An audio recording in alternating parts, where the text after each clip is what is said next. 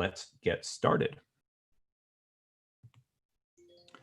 So for those of you who have not joined us for an in-person program before, I wanted to introduce to you who we are and what we do. To the public, we call ourselves the Waterwise Community Center.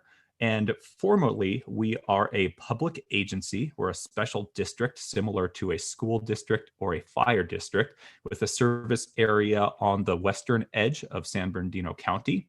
And we are called the Chino Basin Water Conservation District. We were formed by a public vote in 1949 and receive a small, basically a sliver of 1% of property taxes within our service area to fund us as a public agency focused purely on water conservation. And we do that through a threefold mission, which we say is to demonstrate, to educate, and to percolate. Percolation is really where our agency started. We actually own and operate a number of mostly old gravel pits that were mined for aggregate that built Southern California through mixing in concrete and other things like that.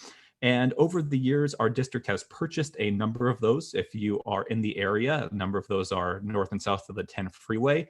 And those are actively managed, tied into local storm drains and local channels for stormwater capture, cleaning, and groundwater recharge. We have a huge resource locally called the Chino Basin, the Chino Groundwater Basin, and that on an average year provides about 60% of the water that we use in the urban area. And so that is really one of the cores of our mission. But a number of years back, our board of directors realized that water wasn't being used efficiently in this area. And so we can work on the supply side of conservation, but we really need to balance that out to succeed with our mission on the demand side as well. So we built a public facility. It's in the city of Montclair. It's temporarily closed to the public, and we look forward to reopening it as soon as we are able to, with a free about 2-acre demonstration garden showing multiple approaches to Waterwise landscaping.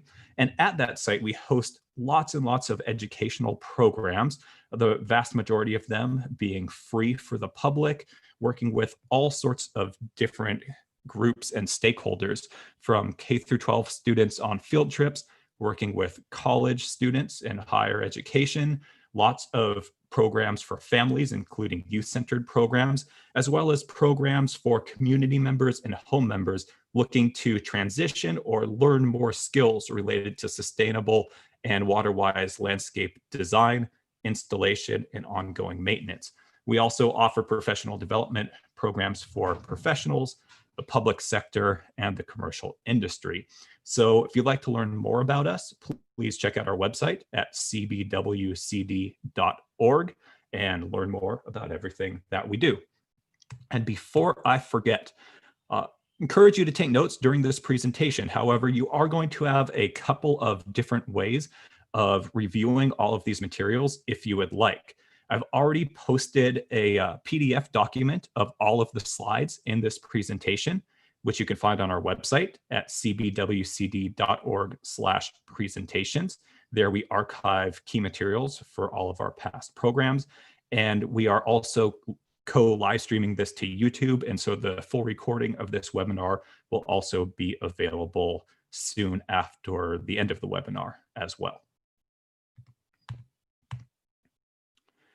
And one last plug, if you are interested, please sign up for our once a month newsletter. You can give us your information at cbwcd.org/newsletter, and that will give you just one email a month, which gives you updates for all our free workshops and programs and other great gardening and water conservation content. This is the first of our webinar series, but I am happy to announce that we have just decided and set the schedule for 2 webinars a month through the end of this calendar year. And so probably by the end of next week, that full schedule will be up with all of the topics and course details on our website. So I want to introduce myself as well and let you know who I am and why am I even talking to you about this topic today. My name is Scott Kleinerock, and I am a garden and landscape nerd. I've been in the horticulture industry for around 15 years now and am fascinated with the urban landscape, born and raised in Southern California. And I've spent the last number of years really focused on trying to understand how our gardens and landscapes interact and relate with urban ecology, including us as people being part of that ecology, which has led me to really focus quite a bit on native plants and their role in the urban environment. And a major topic of my interest is how we can work with home gardens, everything from projects involved with professionals to really passionate about working with people on do-it-yourself projects, whether it's design or installation or maintenance.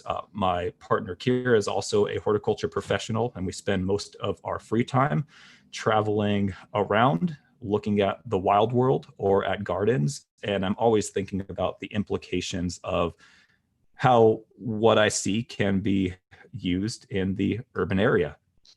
My background includes horticulture management. I have a master's degree in landscape architecture from Cal Poly Pomona. And before I came to the Chino Basin Water Conservation District and the Waterwise Community Center, I was the landscape design and planning coordinator at the Huntington Library and Botanical Gardens, where I got to take on a variety of really interesting projects, including working with other professionals there, leading the planting design and installation of a new entrance area, which are some of the first plantings of pure California native plant zones at that garden. So a brief outline of today's workshop. We're going to talk about why we should even be interested in California native gardens, where a community member, a homeowner, would even start with that. We're going to take some inspiration from our beautiful natural plant communities of Southern California. We're going to talk about elements of native garden design. We'll talk about choosing plants. We'll go through a detailed example of the design process. We'll look at the basics of using native garden design for wildlife habitat. And then we'll wrap up and present some additional resources. And somewhere in there, we will also take a break so people can recharge and do whatever they need to do. And so we'll start with a basic premise. Landscapes take up a lot of space in Southern California. If you look at a map of a lot of Southern California from an aerial photo, Google Earth or something like that, outside of downtown LA, it's quite different than a lot of dense urban areas like New York City or something like that. There's quite a lot of space that's green, whether it's turf, largely is, or trees. And a lot of that surface area is the suburban landscape. For a long time, the question has been, does it fit in, or what does it look like? And what it looks like is very important. But most people either just had turf and a couple of trees, turf, maybe some rose bushes, or if you're going to be a little eccentric, maybe a few lavender plants or something like that. But our last series of droughts really opened up an opportunity for a new question for front yards. People began to, in their backyards as well, people began to question all the resources they were putting into their yards, the water, the cost of the water, the labor. And at a certain point, people started to wonder if it was worth it. And I feel like the new question we should be asking of all of our urban landscapes are, yes, we want them to look pretty, but what do they do for us? And one of the big ideas from this class today is that California native landscapes do more. So before we get into all the great things that they do, it's important to just answer a quick question up front. What is a California native plant? Rosemary is a great plant. It's from the Mediterranean. It's not a California native plant. A lot of people think lavender is a California native plant. Those are plants that are well adapted to growing in California, but a California native plant is generally considered to be a plant that has been here for a very long time, to make what could be something very technical, very simple. Basically, we can consider that being plants that were here before Europeans reached California and started bringing many new plants with them. And so what makes them special and worthy of consideration? Well, there's a couple of things. One of them is that if we are using the proper California native plants for our conditions, they can be extremely well adapted. Certain California native plants, after they've been established in the ground for a few years, we can stop watering and just let them live on their own. But most of us, to keep things looking a little nicer in the garden, are going to be watering about once a month, but still having incredibly beautiful, incredibly vibrant gardens with just watering once a month in the months that it doesn't rain. We're sometimes talking about 6, 7 irrigations a year. And then the other thing that makes them really worthy of consideration beyond some general plants that are also drought tolerant or well adapted is that because they evolved here, a lot of our native plants have special and specific relationships with other native plants, insects, and animals. And some of those insects and animals need California native plants to survive. They grew and evolved in connection with these California native plants. So why would we want them in our gardens? Well, I want to tell you a little bit about my morning this morning. I frantically added this slide into the presentation just a few minutes ago because I knew I was going to talk at the beginning about why we would be interested in California native plants. And when I stepped onto my back porch this morning to dump out my cat's water dish into a potted plant, it really kind of hit me. This is a picture from part of my backyard that I took about a week ago. And so I stepped onto my back porch, and immediately the first thing that I noticed was these beautiful, big, black, non-stinging carpenter bees, these native solitary ground-dwelling bees, zooming around in the blooming sage and clarkia. The next thing I noticed was the scent of the sages and the other aromatic native plants just kind of hanging in the morning air. As soon as the other scents started kicking in, I noticed the birds singing in the couple of trees we have in the backyard with more young ones growing in. Can tell that there was probably 3 to 4 different species of birds singing in the yard at once. I've been on a lot of Zoom meetings and conference calls lately, working from home these days. And whenever I'm doing so from my backyard, people always comment that they can always hear birds in the background. Next thing I noticed was the sound of the recirculating water feature in the yard, which we've seen lots of birds coming by to drink from lately.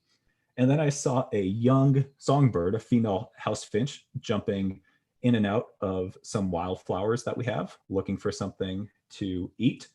I saw a phoebe, another songbird, which is an aerial acrobat, dive into a mule fat, a shrub, probably chasing some sort of bug. They are voracious insect eaters. And then I went to do another one of my morning rituals, which is pour out a bird bath that's near the back door and to refill it with fresh water for the birds that come by every morning, and noticed a bumblebee working the flowers in that area. And then noticed a native plantain that we have near the bird bath. It's a beautiful plant that likes the water. And noticed a few holes in it, which were undoubtedly from caterpillars of buckeye butterflies. In the last week or so, I had started to see the buckeye butterflies in our backyard.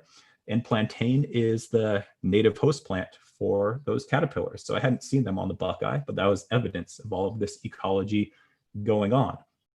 And all of that happened within probably a span of 2 minutes, within 10 feet of my back door, and in a mostly native garden that was planted about a year ago. And things like that are just the day in and day out life at home, because my house is surrounded in the front and the back by California native plants. And it's a wonderful thing. California native plants are beautiful. They're low water, but they are just as beautiful, if not more so, and a lot of them extremely unique looking than any other higher water more resource using plants that have been kind of the default for landscapes in our area for the last 50 years. All of these plants I'm showing are ones that, again, are in this probably once a month watering after they're been in the ground for a while. Now, as I just mentioned in the example, they provide habitat. And in most of Southern California, it truly is, if you build it, they will come. In our service area around the western edge of San Bernardino County, we have the San Gabriel Mountains to the north, we have Chino Hills State Park and Prado Basin to the south.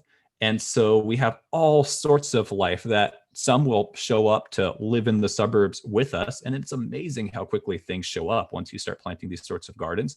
And then we have other kinds of wildlife that will use the gardens that we build in between these bigger wild areas as places of connection. So this is a Cooper's hawk that stopped by our recirculating water feature, which is a galvanized watering trough that we filled with water and some native water plants. Things like this, you don't have hawks every day, but things like this are a regular occurrence in native gardens around here. And I'm not sure where everyone here is from, but even in places like downtown LA, I've seen the coolest native pollinators in gardens 2 or 3 blocks from Union Station. If you build it, they will truly come. Another aspect is resource conservation. I already mentioned that most native gardens are only watered once a month in the summer after they're established. Usually that's a year or 2 or so after planting. And no garden is no maintenance, but the maintenance for native gardens tends to be more periodic. Seasons line up where there's more maintenance tasks in spring and fall. Most plants only need to be touched once, maybe twice a year for a little bit of cleanup and pruning. And so whether it's us doing the work and having less green waste than a lawn, less motorized equipment, less noise, less gasoline, or if we're having landscape professionals maintain our landscapes, they might be there for longer periodically. They're not there for 15, 20 minutes, once a week. They might be there a full day, but maybe 4 times a year. So there's also a lot less mileage and carbon emissions from trucks moving around when we're looking at native plant gardens. And ease of care as well. Again, everything requires some maintenance, but native gardens allow us to work smarter and not harder. All of this together makes where we live, once we're working with native plants, more enjoyable places to live and learn. And this applies for everyone, all ages. The native garden is truly a place for lifelong learning, and especially people, if they have kids or grandkids that are going to be spending time at home with them. There's always something changing in a native garden. Every season is different. You get to see the life cycles of birds, butterflies. It's truly magical. I like this quote from John Muir. When we try to pick out anything by itself, we find it hitched to everything else in the universe. And this is truly something that's seen in a native plant garden. Gardens are ecological living systems, not just collections of plants. And a lot of our styles of gardening treats plants as objects, as couches, as sculptures or statues. A native garden is a living, breathing thing that's just wonderful to be in or surrounded by. Native gardens also provide us with a unique sense of place. Lady Bird Johnson, First Lady, was one of the first nationwide proponents of working with native plants in our built environments. And I like this quote of hers. Native plants give us a sense of where we are in this great land of ours. I want Texas to look like Texas and Vermont to look like Vermont. I'm a little bit more cynical than Lady Bird Johnson, but my take on it is that it costs a lot to live in California. Why then, if I'm lucky enough to have a patch of land that I can determine what happens there and what's planted, why would I want my yard in the summer to look like a parched imitation of what's basically an East Coast or a European landscape style? I want to wake up to the exquisite natural beauty of California every day and enjoy it every evening. And now that I've been working from home lately during the stay-at-home orders, it is something that I really, really appreciate even more. Right now, I'm looking out over my desk at a native front yard, and every time I look up, there's either a bird or a butterfly right now or a bee, something going on. And it's like that all day, every day. Sometimes it almost feels like I'm looking at an aquarium with all the different life moving around in front of me. And it also gives your cat something interesting to look at.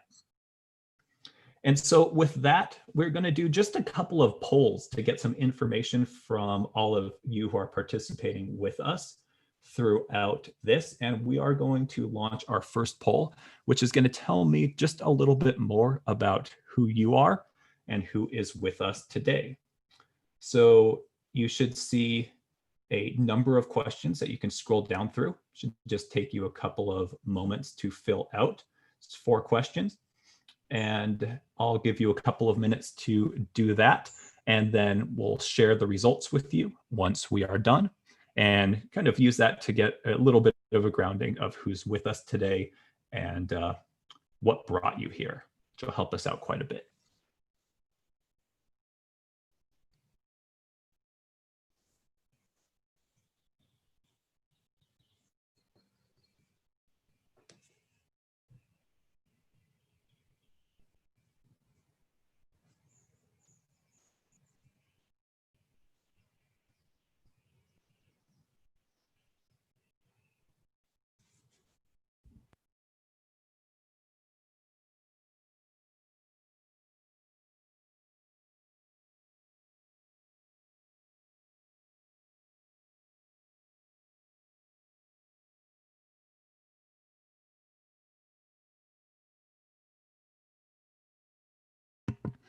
All right, a little more than half of our participants have finished the poll, so we'll give it just a little bit more time, maybe another minute.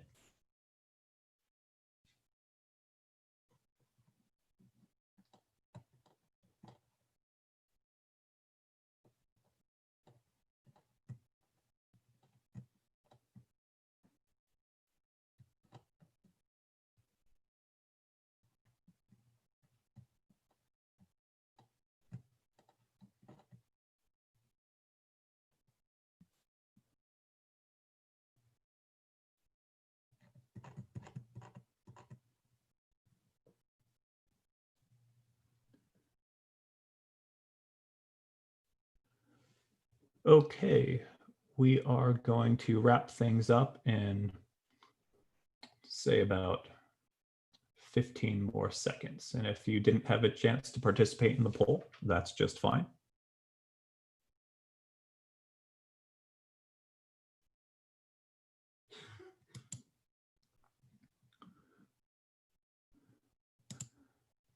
And let's share the results. So not surprised that most people are viewing this webinar solo. Few people have another person with them. We have one person with a beautiful green lawn. Congratulations. Oftentimes that person is tired of the work that it takes to tend to that beautiful green lawn. A lot of people with a green-ish lawn. Some people still think they can call it a lawn, but it's maybe partially lawn. Some people with patches of weeds. A lot of people with bare dirt. That's actually great. A lot of your work is done already. It's going to be quite a bit of work to remove a lawn. If you are interested in what it takes to remove the lawn the right way so it won't come back, check out our upcoming class schedule. We talk about that a little bit in our Landscape Transformation Basics class, which we teach one evening a month on a Thursday evening, which you'll be teaching every month through the rest of this year.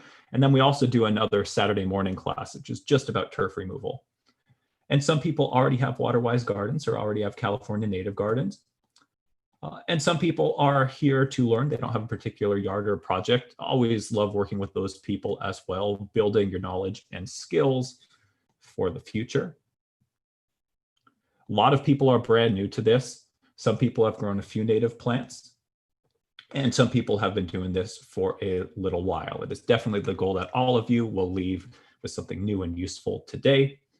And this last question, that's very similar to what I've been hearing. I've been hearing that a lot of people since they've been spending so much time at home, have really been looking at their landscapes through new eyes and wondering what the possibilities for them are.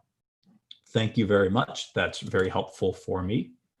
And we'll get back to the presentation, starting with looking at the big ideas from today, just to kind of lay out some of the key takeaways before we start getting into the details. A garden is a living ecosystem. I already mentioned it. It's not something static, whether you like it or not. One of the most frustrating things about trying to maintain that classic lawn and roses and maybe a foundation, a hedge sort of landscape is that that's based on the idea that a landscape should look like a static picture. It should always look the same. And so much effort is spent on the summer on a weekly basis, every weekend, out mowing the lawn or paying someone else to do it, to try to keep the landscape looking like the same thing all the time. And that's just doesn't match with reality. Landscapes are living, growing things, and working with native plants and native landscapes really embraces that, the change through the seasons, the cycle of growth. And it's pretty exciting. So this is just one example of that. Here's on the left, it's kind of dark because it was put in a hidden place, a goldfinch nest that was in a citrus tree this last spring. This is just from a couple of weeks ago in citrus tree that's surrounded by native plants, basically in the backyard. And here is one of the young goldfinches that emerged from that nest. You can see still has some fuzz on it. And they go through this transition stage where he was kind of awkwardly learning to fly, flapping around the garden, hanging out in the cover of this native sage plant. And then we would see mom coming to him in the plant, kind of still feeding him bits of ground up caterpillars and stuff like that because he wasn't ready to fend for himself yet. Really, really cool to see. A garden is a process. It's never finished. It's always in motion. So this is a picture, a corner of my backyard. I have a pretty large backyard. It's part of why my partner and I bought this place. It was a fixer-upper with an absolutely trashed backyard. And we couldn't take it all on at once. So always something new. And then on the picture on the right here is near our bird bath. One plant that died, even for people who've been doing it for a long time. Things are always kind of changing. But this plant, which got big and died and just really wasn't well adapted, it turned out. We thought it had a chance, but wasn't well adapted to getting the water being spilled out from the bird bath near it. Opened that up, and that gave us a new opportunity to plant a series of smaller plants, which really look quite a bit better in that area than this plant would have, even if it thrived. It's always something new happening. And thinking this way is liberating. It's much more fun and it's much more interesting. It relaxes you some from the idea that everything should look the same all of the time and lets you kind of embrace the seasons and embrace the flow of the garden. So we keep a patch of just wildflowers in the backyard for beautiful, beautiful blooms in the spring. And then as things start to dry out, these become bird feeders. All of the seed becomes really, really great source of nutrients for our local songbirds. And obviously, this it's beautiful in its own way, but it's not what anyone would particularly think of a beautiful garden. But we love having this little patch and think about it as something that keeps us in touch with the seasons and part of the cycle there. And looking at a garden through this lens becomes based in a larger world of natural science. And in that, it gives us a way to sort of root our designs and our actions in the garden. And we'll demystify that and sink into that more throughout this class. But it actually makes gardening success easier because it's less reactionary. It's less, oh my gosh, what's wrong with this thing? There's a hole in it. Got to drive down to the nursery and buy some poison to put down. It becomes a more calm, a more fluid process, and one that just makes the garden more pleasurable to spend time in. But where do we start? Well, here's another one of the big ideas from today. We don't start here. We don't start at the nursery, because when you start at the nursery, what happens, and this happens to all of us, whether you're just getting into this or whether you're an experienced person who loves plants. When you just hit the nursery, you start putting things in the cart and you'll get one of this and one of that, and something else is on sale 3 for $12. So you got to get those. And by the time you get home, oftentimes you end up with a mishmash of things. Their water requirements, their sun requirements might not be exactly what you needed for the space. And then you realize that one of those pots where the thing looks, great in the 1-gallon pot and it has a nice little flower, that's actually going to be 12 feet wide. And where you put that, so you cram it somewhere where there's not enough room, and then you're having to prune it back 5 times a year. We don't start at the nursery. We start somewhere else for inspiration. And so for a native garden, and for this class, one proposal is maybe we start with some inspiration from our native plant communities. And so let's look to the San Gabriel Mountains. And now, obviously, most of us don't want our backyards or our front yards to look exactly like this chaparral landscape where things are very dense, almost impenetrable, happens to smell great, but we want something that's a little bit more stylized, something that's more friendly for us to be in. But there's a lot of inspiration that we can gather from looking at the wild world around us, which is pretty much self-sustaining. No one's watering this, no one's fertilizing it. It's very resilient. And so looking at that, I took a trip a while ago for what I would consider to be the ultimate test of how we can get inspiration for resilient, low resource using landscapes at home. So in the peak of our last major drought, I took a walk into the foothills of the San Gabriel Mountains up above Pasadena. I was living over there at the time. And this was in August. So it had been hot. It had not rained at all. And wanted to see what looks good out there, what's keeping itself alive with no human work, and what's surviving and looking just fine. And if we look at historic scientific records, we can see that we've been in a relatively wetter series of hundreds of years. And we have these droughts, which for us, even if they're big, are kind of blips. But if we look farther back, we can see that there's been these periods of mega droughts. And our California native plant communities, sure, individual plants stressed during these large droughts, but these plant communities, these species of plants, are resilient and survived these large events. And so I think even if we're not going to necessarily have all native plants in our landscape, certainly it deserves looking at as we're looking at what are the ways that we can live within the resources that we're starting to realize we truly have available to us long-term in areas like California. And other important patterns to note as we look at pictures from this little walk are look at plant density, the ratio or balance between plants and open space around them, and also what's on the ground in various situations.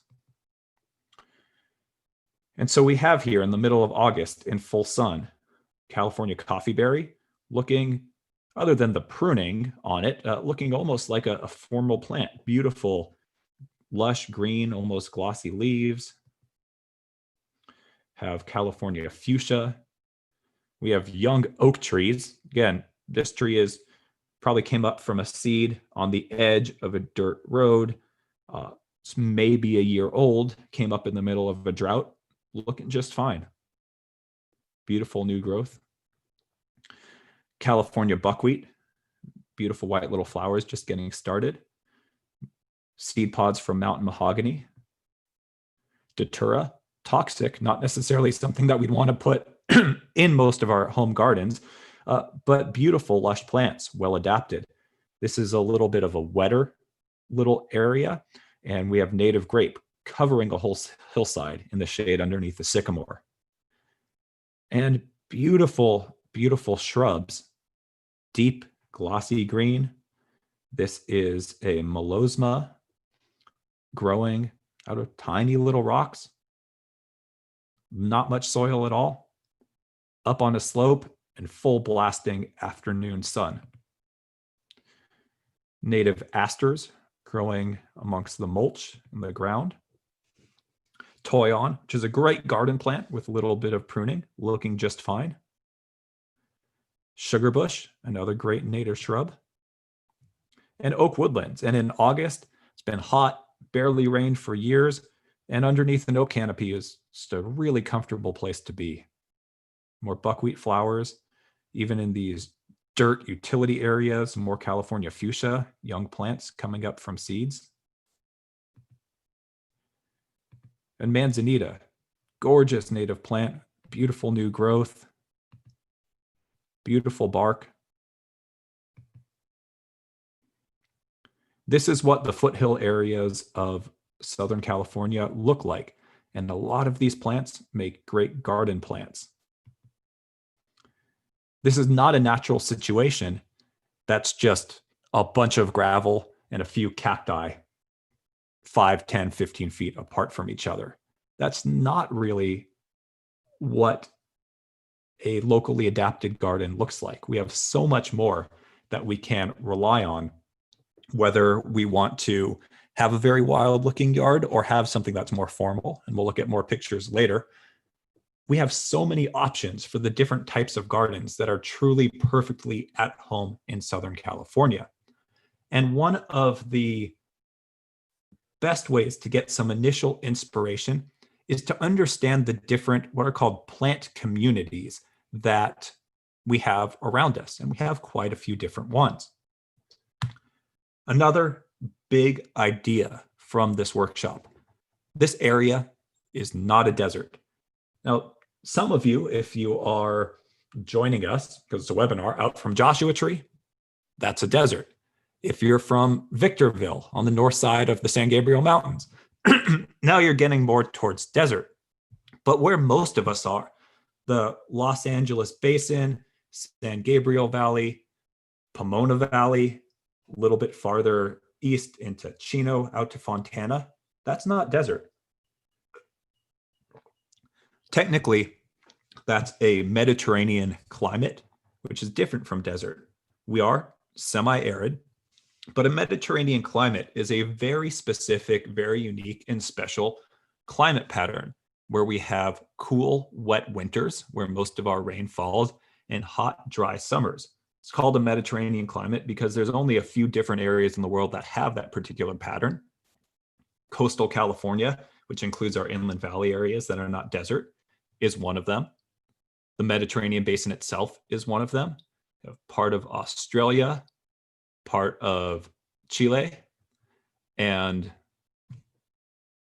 I'm missing something else because, it's part of South Africa. Just couldn't remember it for a second.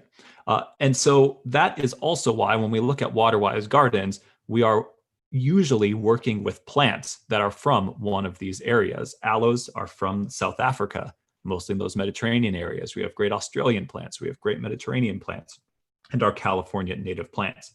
This area is not a desert. It doesn't need to be a desert unless we turn it into one. Now, that being said, there's some great California native plants that are from true desert areas that are great in our gardens. I grow a number of them at home, but our yards don't need to feel like deserts. We don't need to resort to lots of gravel and just a few plants. So here are some inspirational plant communities that grow right around us. Oak woodland. If you're outside in a hot summer day, there is no better place to be than underneath the canopy of an oak woodland. Look at that, lots of leaf litter on the ground, lots of organic matter, grasses, wildflowers, beneficial soil fungus, turning that leaf litter into good, rich soil.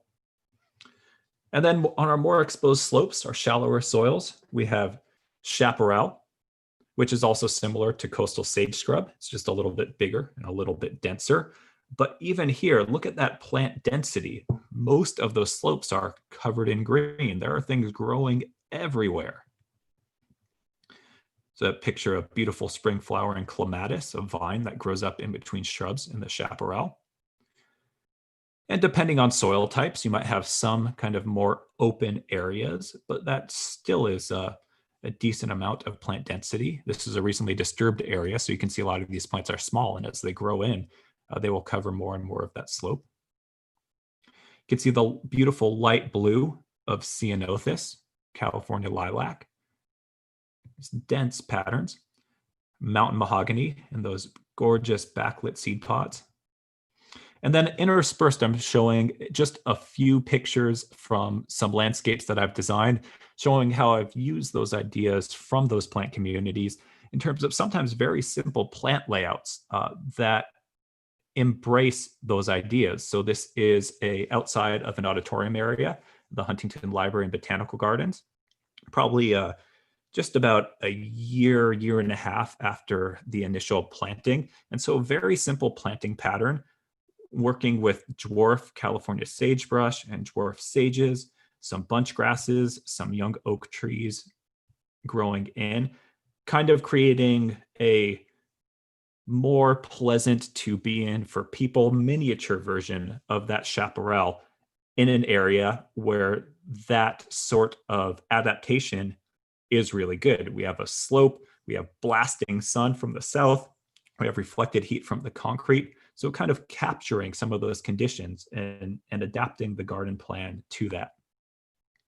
Here's another more mixed area with a lot of native plants and some other Mediterranean plants tucked in between more formal hedges, but still very much inspired by that native chaparral pattern.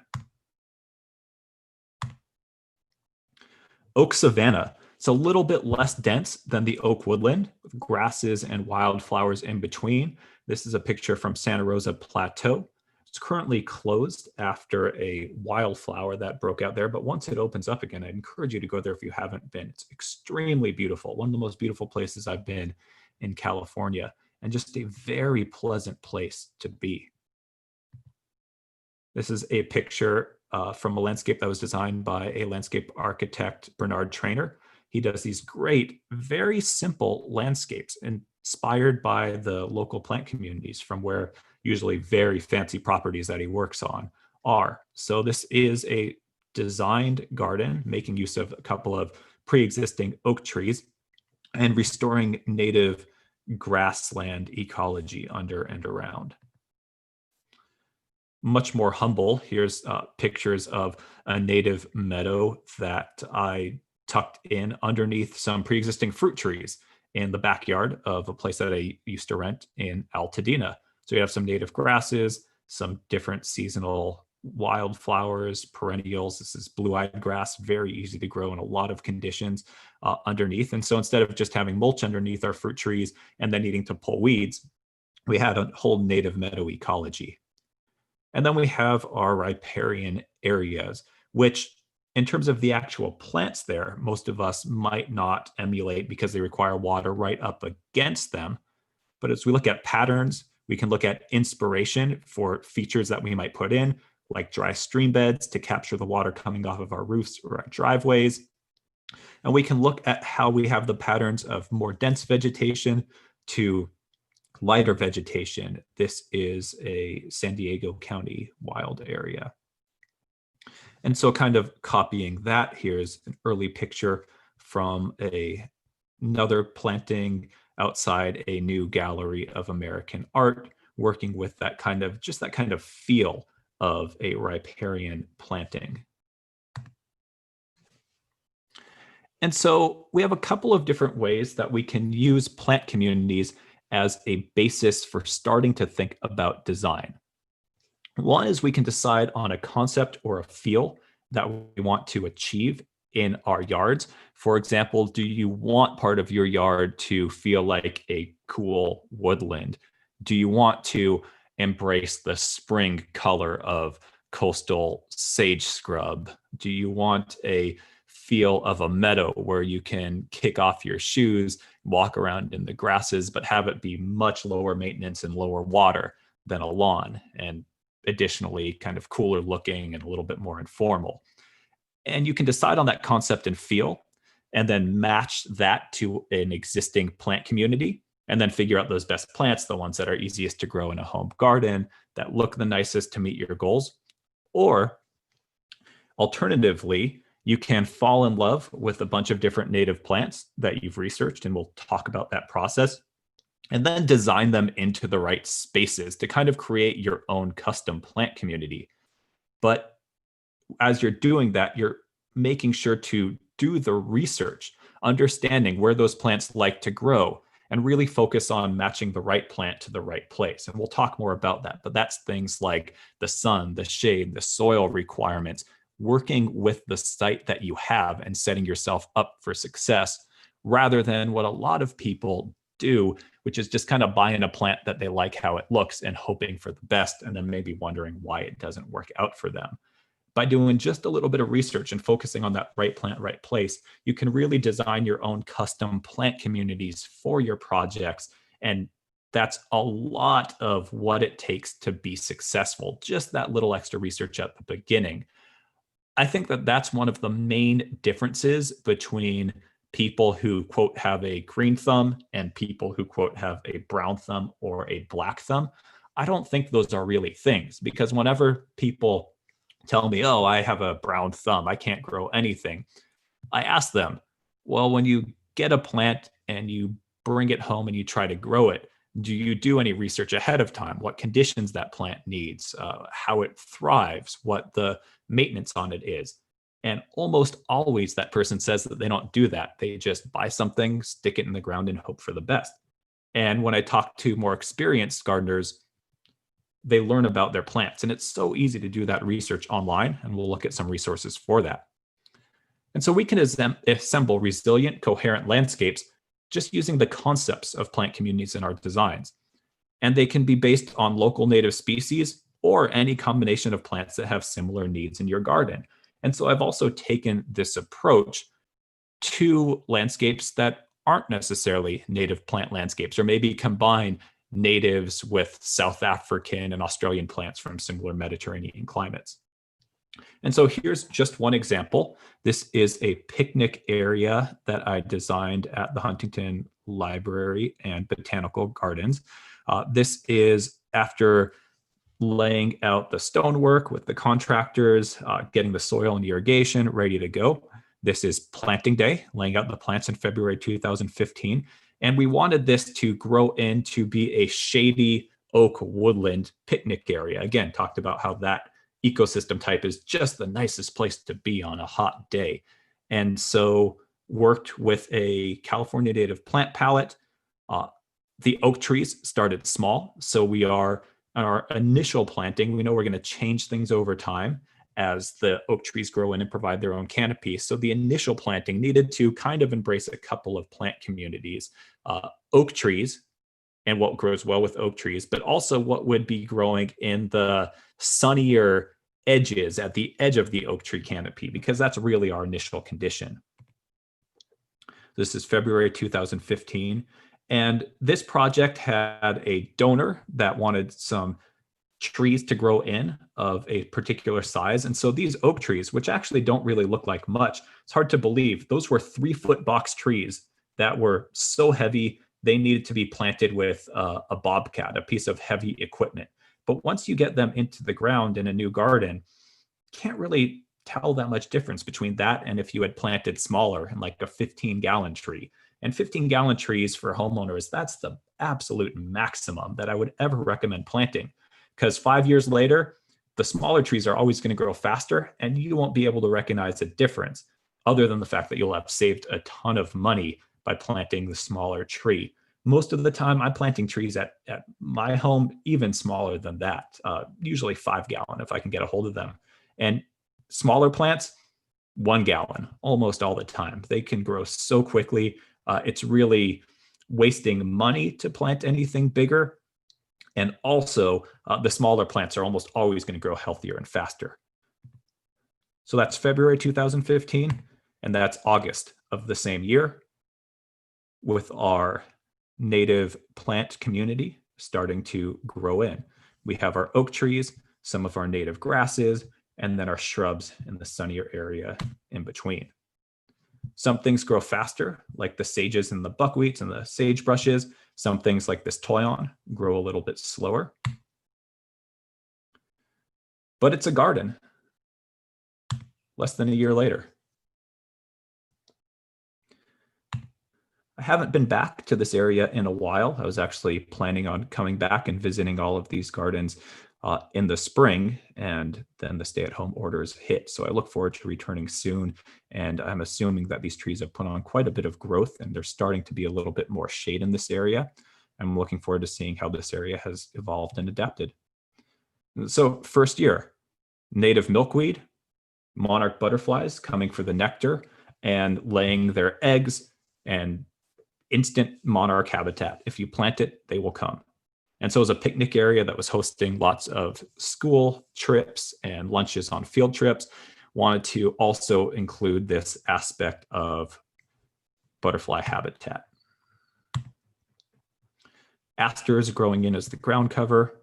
And I always like to show pictures like this because even in professional situations, something always suffers, something always dies. You'll never have 100% of your plants work out if you put a bunch of plants in.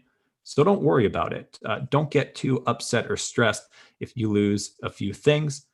Think about, is there something you could have done differently? Is there a plant that's better adapted? Is something blocking a sprinkler? Because these plants do need a regular water to get established. Most native gardens are going to need a good deep watering about once a week in the first year to really get going well, in most cases if it's full sun. But sometimes things just happen. You move on. Beautiful bunch grasses. You get the ones on the top, native deer grass, all coming together in less than a year. California fuchsia, late summer flowers into fall. Manzanita. And as you're thinking about your plant communities, you can also consider creating a story or a concept for your garden. And this really goes to, there's different types of people who are going to find inspiration in different types of approaches to inspiration and design of a garden. Some people who are more, you might say, science-minded might really focus in on plant communities. Some people who are maybe more artistic minded or are interested in, I don't know, literature or film or things like that might like the idea of maybe combining that with creating a story for your garden or a concept that you can write out. So here's just kind of how that laid out for the house I'm living at now, where our gardens are between a year and a year and a half old, and we're still kind of planting new areas on the edges. From the beginning, we knew that we wanted our front yard to be a native woodland, or will be reminiscent of a native woodland when things grow in. Something that could provide a little bit of shelter and the feel of a space that's very welcoming and comforting as we drive up. But in Southern California, when it's hot, hot, hot in the summer inland, part of that is using some amount of shade canopy for a cooling effect as we arrive at home. Our house itself didn't realize this at the beginning, but realized that really our concept for our house is that it's a bird blind. And we focused our design of our gardens to not only respond to like what it looks like on the street and what it looks like when you're out in the backyard, but we spend a lot of the time that we actually interact with the landscapes outside visually, looking out of windows from inside the house, whether it's like right now, I'm sitting at a desk and over the screen of my laptop looking out into a native garden where a huge monarch butterfly just flew by, or it's just the glimpses that you catch as you're going on about your life throughout the rest of the day. So we eventually realized that everything that we were doing was we were starting to set up habitat. So yeah, we enjoyed the colors of the plants as well, but then we were putting things like bird baths, like little perches, hummingbird feeders, to where both us and our cats would catch all of this wildlife and especially a lot of this bird life throughout the day as things go on. And then our backyard is a lot of it, because we're huge plant nerds, is a little bit less driven by any specific garden or landscape type, but we've created a very diverse plant community that's a native plant collection we're at about 215 different species and cultivars of native plants right now, which is crazy for any casual gardener, but that's kind of our living research. And then we also like to grow fruit trees and vegetables. So around our fruit trees in that same irrigation zone, we've created a meadow slash kind of moist woodland plant community situation by, again, working with that understory and working with native grasses and milkweeds and some perennials, which all can be adapted to a little bit moister of an area, things that I wouldn't grow in my front yard because it's much lower water than that, but which thrive on the same amount of water as our fruit trees. And so those are the sort of concepts. This right here is a picture of a Phoebe. I was working on this workshop on my computer yesterday afternoon and took this picture from the desk I'm sitting at now. So as part of that bird blind concept, we've buried wood and logs. So this is sticking up maybe 4 feet out of the ground, 5 feet out of the ground. It's an old tree branch.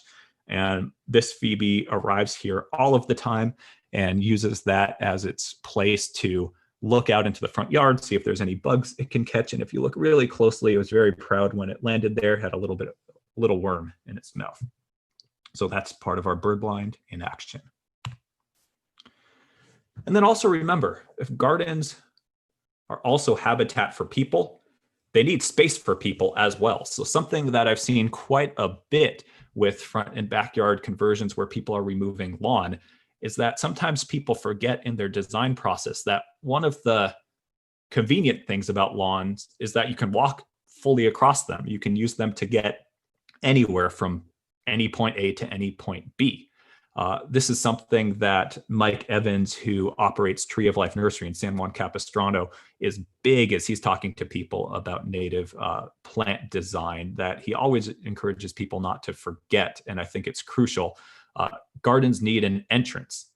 You need to be able to get into it, because if not, you've just built this beautiful thing that doesn't welcome you into it. So paths and other features define those planted areas. And oftentimes what you'll see when a lawn goes out and a native or Waterwise garden goes in is that social spaces start to occur in front yards that were just unused pieces of lawn before. And people are sometimes out in their front yards more than they ever were and talking to neighbors about their garden and answering questions and things like that. So think about the habitat for people space as well. And if you create your native garden to be something that also embraces you being out there, it's going to be a lot easier to get your work and your maintenance done as well, because you'll want to spend time out there.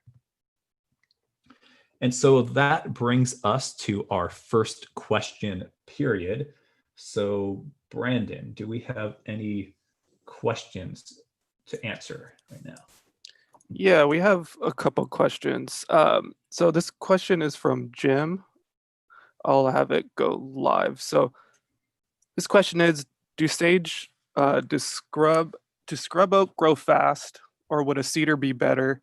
I'd like to screen out my neighbor's barn along a 70-foot long property line.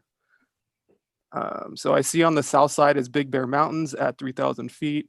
There's a huge oak woodland behind my house in San Bernardino's National Forest. Okay. So yeah, scrub oaks actually grow notoriously slowly in most cases. So you might be better with something like cedar.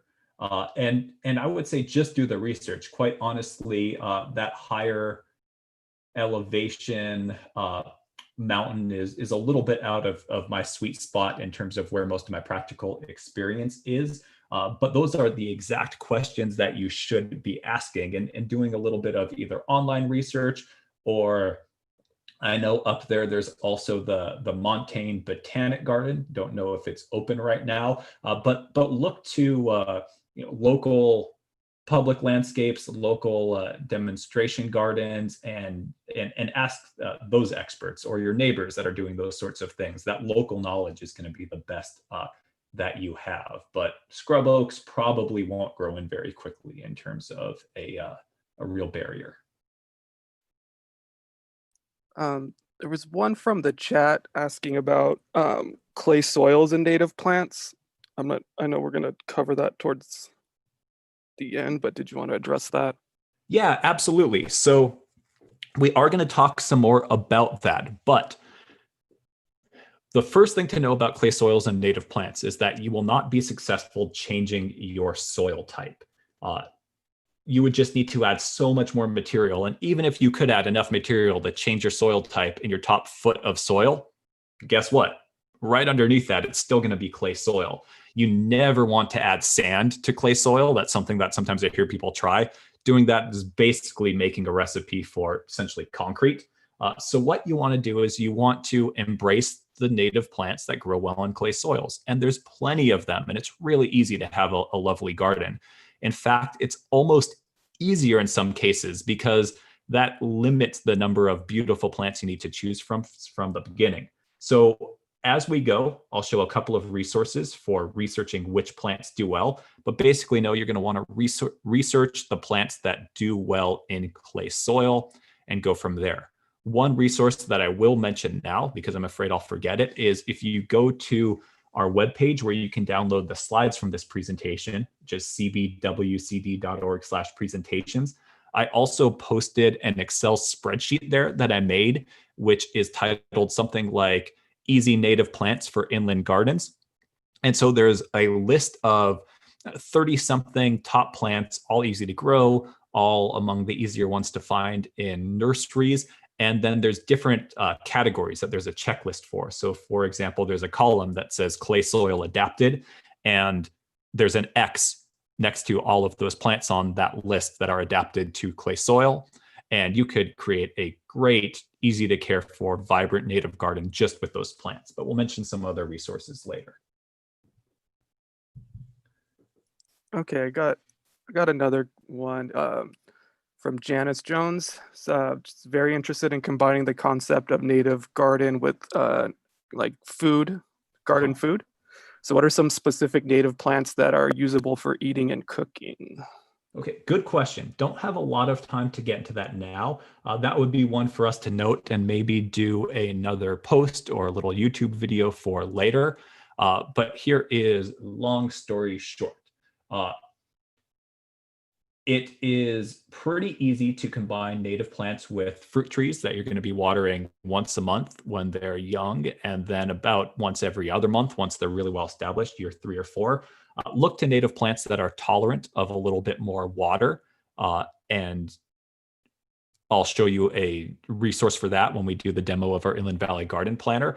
But things like verbenas, grasses, asters, things like that do really well. They also attract pollinators and beneficial insects for your fruit trees, and then usually your vegetables are going to be nearby. Annual vegetables, grow a lot of them. I grow my annual vegetables separately in vegetable beds, and then sometimes have natives surrounding those vegetable beds, again, not only for beauty, but to bring in and attract the beneficial insects that will also eat pest insects, but also are attracted to the pollen and nectar of the native plants. And then there are some native plants that are useful for eating and cooking. At my house, my girlfriend's really the expert on that, but we use a number of different native sages. We have some native currants, which are mostly there for bird habitat, but we get one here or there. We have native strawberries, which have tiny strawberries, but if we get them before the birds do, they can be quite sweet. Tart as well, but sweet and tart. And then we have a young native bay tree that we substitute for using other bay leaves. A lot of the times, there are lots of recipes online these days. There's a few good books around. Sometimes there's workshops in Southern California every once in a while, but just know that these native plants are not going to be direct substitutions because their flavors are often a little bit bolder, a little bit funkier. You kind of have to figure out how you're going to use them, but it's really fun to experiment with. But it's not, it's never going to be a real substitute, or for most people provide sustenance. In terms of the native plants that the indigenous people from this area really used for sustenance, we're talking about processing acorns, really, really labor intensive harvesting of seeds from things like buckwheats. And as a home gardener, I mean, we could spend hours and hours and hours working on doing that processing and really not produce a large volume of food at home. So it's kind of maybe interesting as a project or an experiment, but isn't going to be a substitute for like day in, day out kind of production of vegetable gardening or something like that. Great. Yeah, we have a handful of more questions, but I could answer them kind of more specifically. Just wanted to make sure if towards the end, if you could bring up the state of our design program, because we have quite a few questions about our consultations. And Yeah, then absolutely. Why don't I answer that now? So okay, and then for maybe like the templates that you're working on and that. Absolutely. Thank you very much. Yeah, I do want to answer that now because I'll get excited about something else later on, and all of a sudden the workshop will be over, and I'll think, oh, I didn't mention that. So for those who are within the communities that we are able to directly serve, so we have kind of two tiers of programs. Things like workshops where we're happy to invite everyone to participate. Really want people from all over Southern California to participate. And for our events and workshops and things like when we get back to doing it, our mulch and compost giveaway, we're happy to invite everyone because it doesn't cost us any more staff time to invite everyone in. And then we have some other programs that are more one-on-one programs where we, because of the funding streams, are restricted to a service area of where we can offer those because the staff time is quite expensive. And so one of those is a residential landscape design assistance program. It is temporarily on hold due to the COVID-19 situation. Our office is completely closed right now. Most of us are working remotely, but we have a plan to get it going again. And we are going to launch that as a virtual online service using Zoom starting up again July 1. We are making some changes and some improvements to the program. So we're busy with that right now.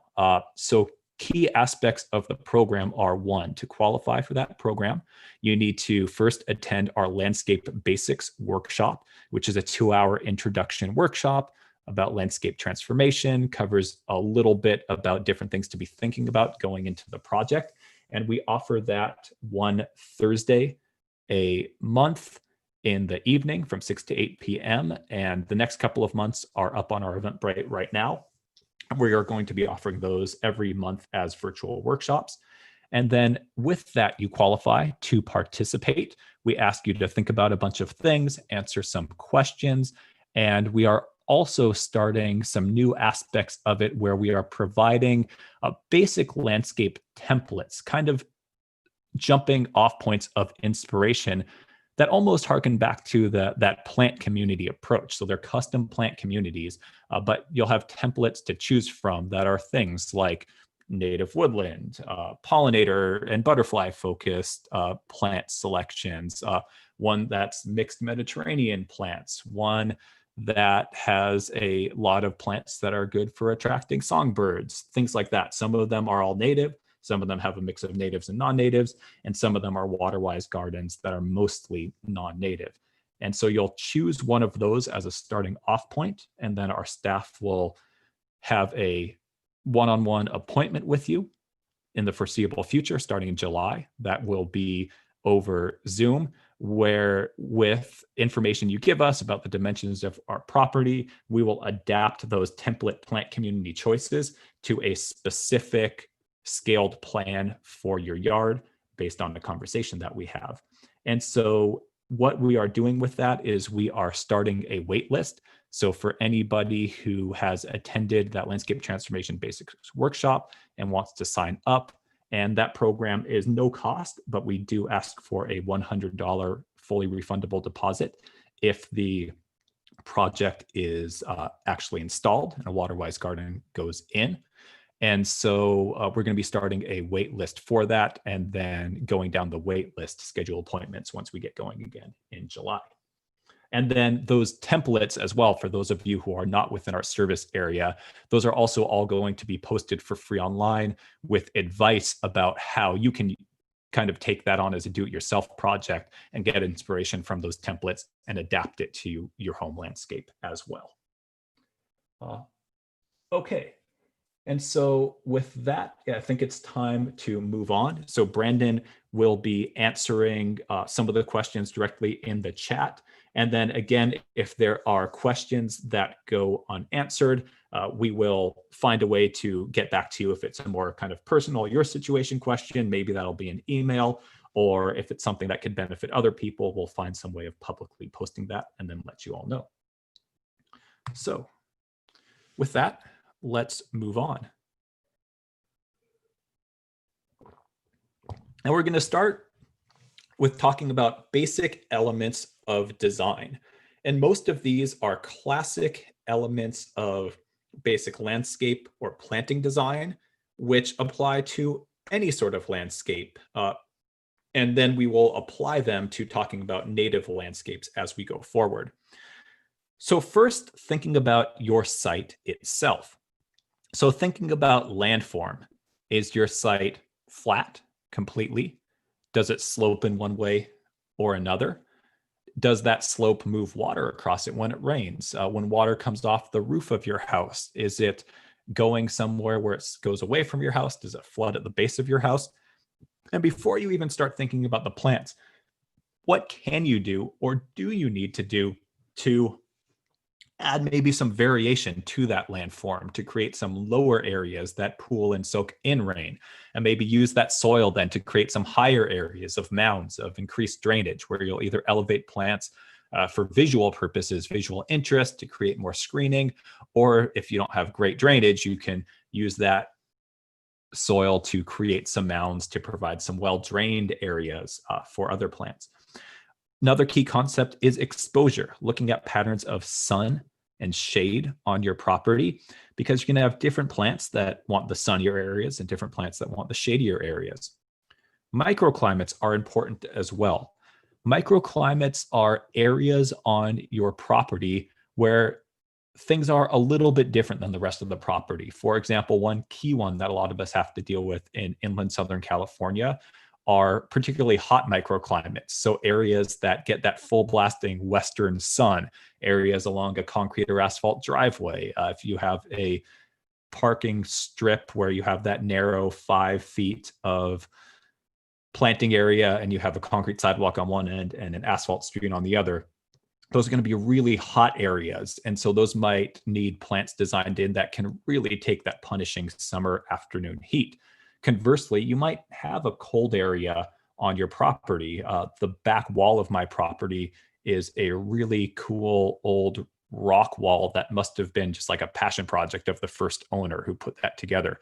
But that doesn't let cold air drain out like a wood picket fence would have. And we have a little bit of a slope. So we have these little pools of cold air, which most plants are fine with, but we found that we have 1 or 2 plants that actually get beat back just a little bit more from the frost there. And we've had to abandon trying to grow just a couple of species of plants in that cold area. Once worked on the design program with a couple in Chino Hills that were at the base of one of those hills, that they had a huge frost pocket, and it was almost like they were at a higher elevation at the low part of their property.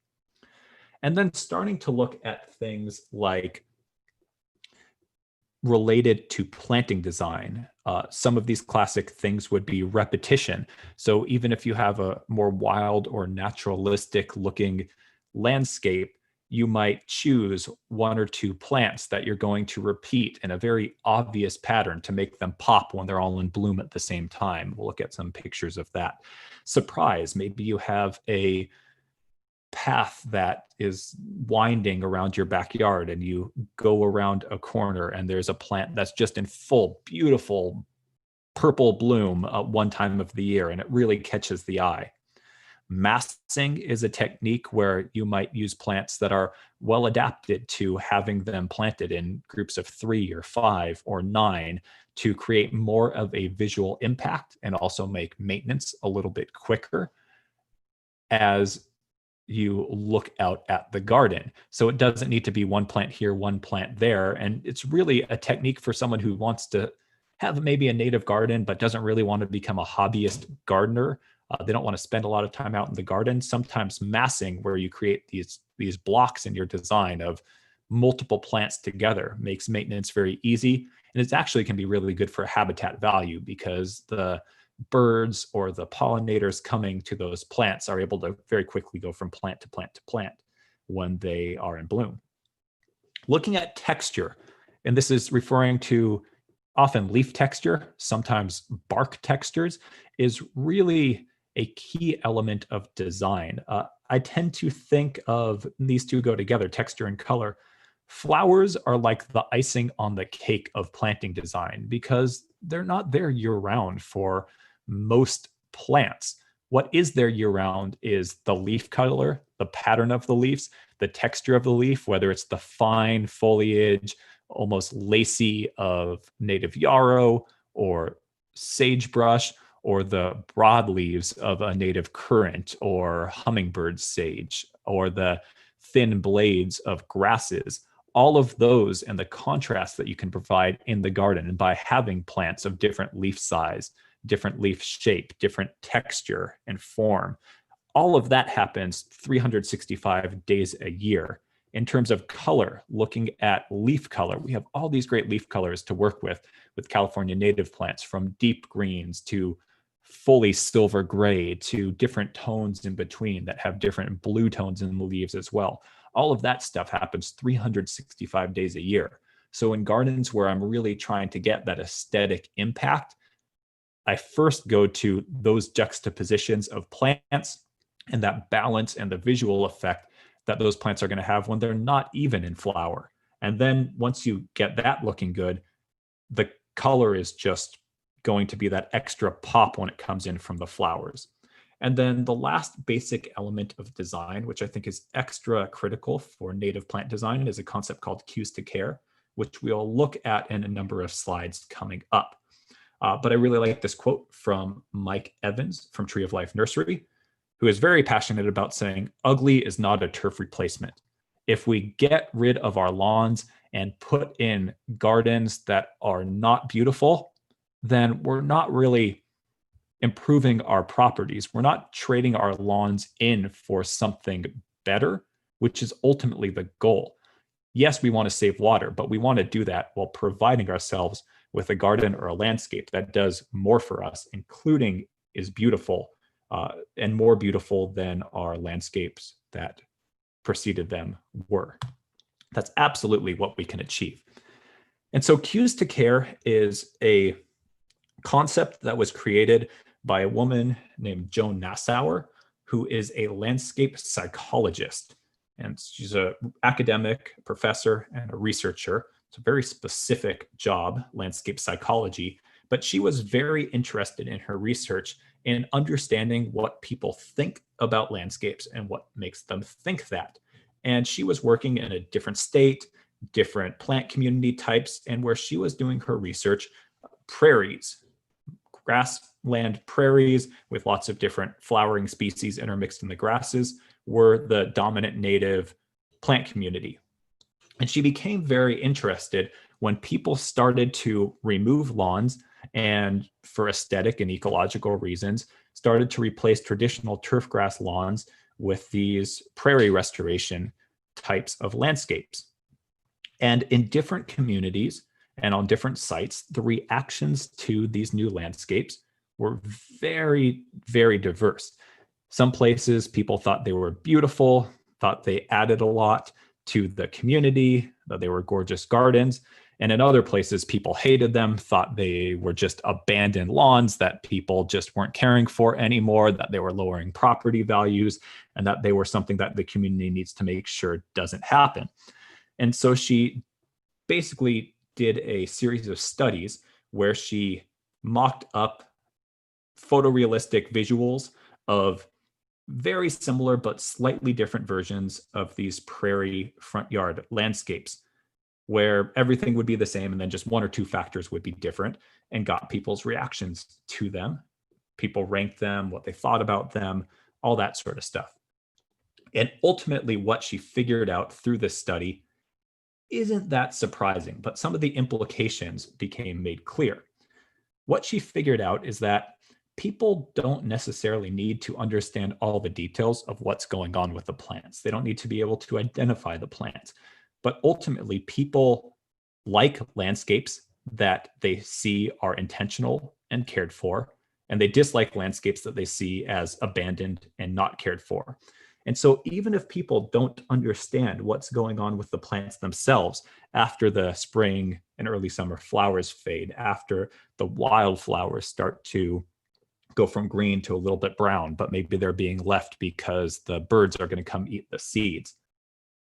Basically, there are some things that we can do in order to ensure that people know our landscapes are cared for. So in those prairie restoration landscapes, those were some things as simple as maybe there was a nicely painted low picket fence surrounding that. There was a well-maintained pathway because those prairie landscapes were mostly grasses. Maybe there was a nicely mown strip just right around the edge containing it all. And as we translate that concept to our California native landscapes, we can see that there's some things that we can do as well to make landscapes like this one that are there's not a ton of structure to it. They can be pretty wild, but there are some things that make this landscape look intentional. So for example, the pathway here is nicely maintained. Its brick is not falling apart. It looks like it's been well swept. There's not mulch all over it that's been tracked in from other parts of the garden. And you can see this element of that classic planting design that we just talked about, repetition, where these buckwheats with the sulfur colored flowers, that 1, 2, 3 bouncing back and forth on the path, that's obviously a very intentional element of the landscape. If you look at the paint and the trim on the house, that's not filled with cobwebs and all dirty. It's obvious that there's care going into this, and that can go a long way. Versus if this path, if the brick was broken up, if there was mulch all over it, if there was dust and cobwebs and things like that, people who didn't understand the plants might not look as favorably upon the landscape. Here's just another example of a quite naturalistic front yard landscape.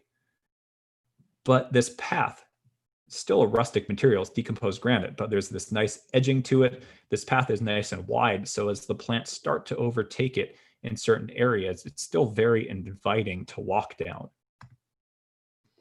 And then we're going to look a little bit more at this landscape, which is one that's featured in a lot of years on the Theodore Payne Foundation, located in the San Fernando Valley Native Plant Garden Tour. This is a front yard in Van Nuys, which is San Fernando Valley, very similar climate to Pomona Valley and Western San Bernardino County. And I love this front yard. But imagine, it is on the wilder side, but imagine how this front yard would feel if this split rail fence and these little kind of intentional piles of rocks weren't here at all. It might look very overgrown, but I see these as all very intentional cues to care. The fence is kind of helping contain it a little bit more. There's these accents with the piles of rocks. The path is kept clear and it's well built. There's this nice little flagstone wall creating a little bit of a split in the grade. And even if people don't understand what's going on with the plants, it's very clear that this is an intentional and cared for landscape. And I love this little patio space. There's a crepe myrtle right here, which was pre-existing in the landscape. And crepe myrtles are very tough trees. They can survive the transition to becoming a very low landscape. And these chairs right here aren't just a piece of garden art, and this newspaper is not a prop. I fully believe that these people probably sit out here and maybe drink their coffee on the mornings and the weekend and enjoy the sights of the garden and the neighbors passing by. And it's wonderful. And it has a somewhat of a wild aesthetic, but it still looks very intentional and cared for. And so now we're going to go on a visual tour of some other kind of key garden elements. This will be kind of a grab bag of inspiration from residential landscapes around some loose themes. A lot of these pictures are taken at that Theodore Payne Foundation Native Plant Garden Tour, which is something that I really encourage people to go on. It's always on a weekend in the spring. They have one day that's valley gardens, which is often in the San Gabriel and San Fernando Valley. So very applicable for inland valley gardens anywhere. Another day that's more LA proper, and sometimes gardens more on the west side and coastal. And this year, because of the stay-at-home orders, they actually did have to cancel the in-person garden tour, but they replaced it with virtual garden tours, Zoom webinars, and things like that. And all of that material is still available on the internet. So if you Google Theodore Payne Foundation Native Plant Garden Tour, you can find all of that. And you can look at that for continuing inspiration as you start to look at how you might want to set up and design your own native garden. And so you can have a native garden that's composed of traditional elements if you want to, substituting native plants.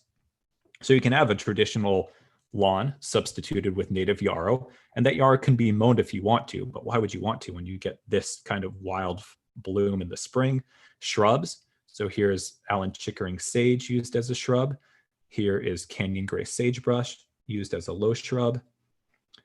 And this is not a low maintenance garden by any means, because it does take quite a lot of clipping and pruning to keep things so tightly grouped along these paths. But it is absolutely doable if that is the aesthetic that you are going for. And you can see there's a few non-natives mixed in, lavender here, Little John sagebrush here. To me personally, I really like a looser, little bit more of the wilder side of the balanced field garden, but I know other people who love this garden, and it's absolutely doable with native plants, which will still give you a lot more habitat value than a lot of the traditional plants that people might use in these sorts of shapes for these more formal gardens. If the space that you have is a paved patio, you can absolutely work with native plants as a container garden. So here is a almost all native garden, a little bit of an aloe sneaking in here, but great patio space composed of native plants in pots.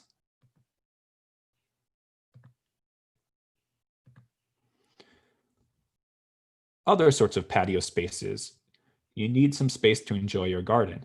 So a simple, inexpensive way to work with patios is to clear out an area, maybe semi-compact the soil underneath, and work with gravel. This patio is very functional, very welcoming, and with the native sages surrounding it, smells absolutely incredible. And again, doesn't need to be all or nothing with natives. So you can see a few aloes, a few other cacti, all mixed in. Very colorful side, but again, tucking in these little spaces for people so you can enjoy it. So here is decomposed granite, which is a smaller aggregate than gravel. It's usually compacted. It is still permeable to water, and it takes a little bit of skill to put in, but it's very easy to do some research online about how to do it, but is a great choice, much less expensive than paving, much more ecologically friendly, and gets that beautiful naturalistic look. You still get that nice little satisfying crunch underfoot. So looking at pathways, so this is that same material, decomposed granite compacted on the pathway, edged with just local river rock, and a combination of native plants. Again, working in these swaths or these groupings, like we mentioned before, in terms of planting design. So we have yarrow as a big group here.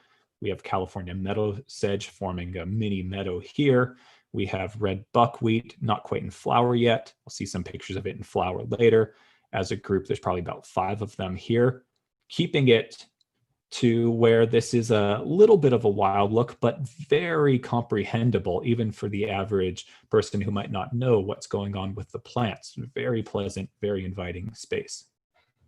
And think about how much more this front yard offers than if it was a lawn that wasn't being used for sports or anything like that. This is a very sort of high-end custom architectural, but very narrow planting, working with native plants. So working kind of keeping things pruned up to create this very comfortable shady space along the side of the property. Looking at different path options, more modern options with poured in place large paver stones with rock in between. All of this is permeable, lets the water soak in, and then being edged with native plants to let things soak in. Gravel is also great for pathways, informal, edged with irises and strawberries in a shady area, or recycling materials on hand, like broken concrete. If a patio or driveway needs to be broken up, that can be used as like a thick flagstone to lay down new pathways or patios. It's very heavy. It could be quite a bit of work. It is doable as a DIY project if people with some strong backs are involved, and definitely doable by contractors. So creating a stable pathway on this narrow area, I'm sure there's some grading work done to bring in some dirt underneath as well, edged with native plants. Or a much more modern approach with paver stones interfilled with decomposed granite. And decomposed granite for a drier side, a more desert kind of feel or look, can also be used as a mulch material. And so there's penstemons and wildflowers growing out through here. Some heucheras on the side. If you're more coastal, you can get away with heucheras in more sun. Here in the inland areas, you really, really need either overhead shade canopy or to have these heucheras only like right up against the north side of a building, because they really do need quite a bit of shade to thrive. And I really love the feel of this pathway where it's flagstone, again, using that decomposed granite instead of mortar to hold things together. Then almost the Japanese feel with the rock on the side, and then native wildflowers as well as perennial shrubs. Narrow pathway covered in a grape arbor,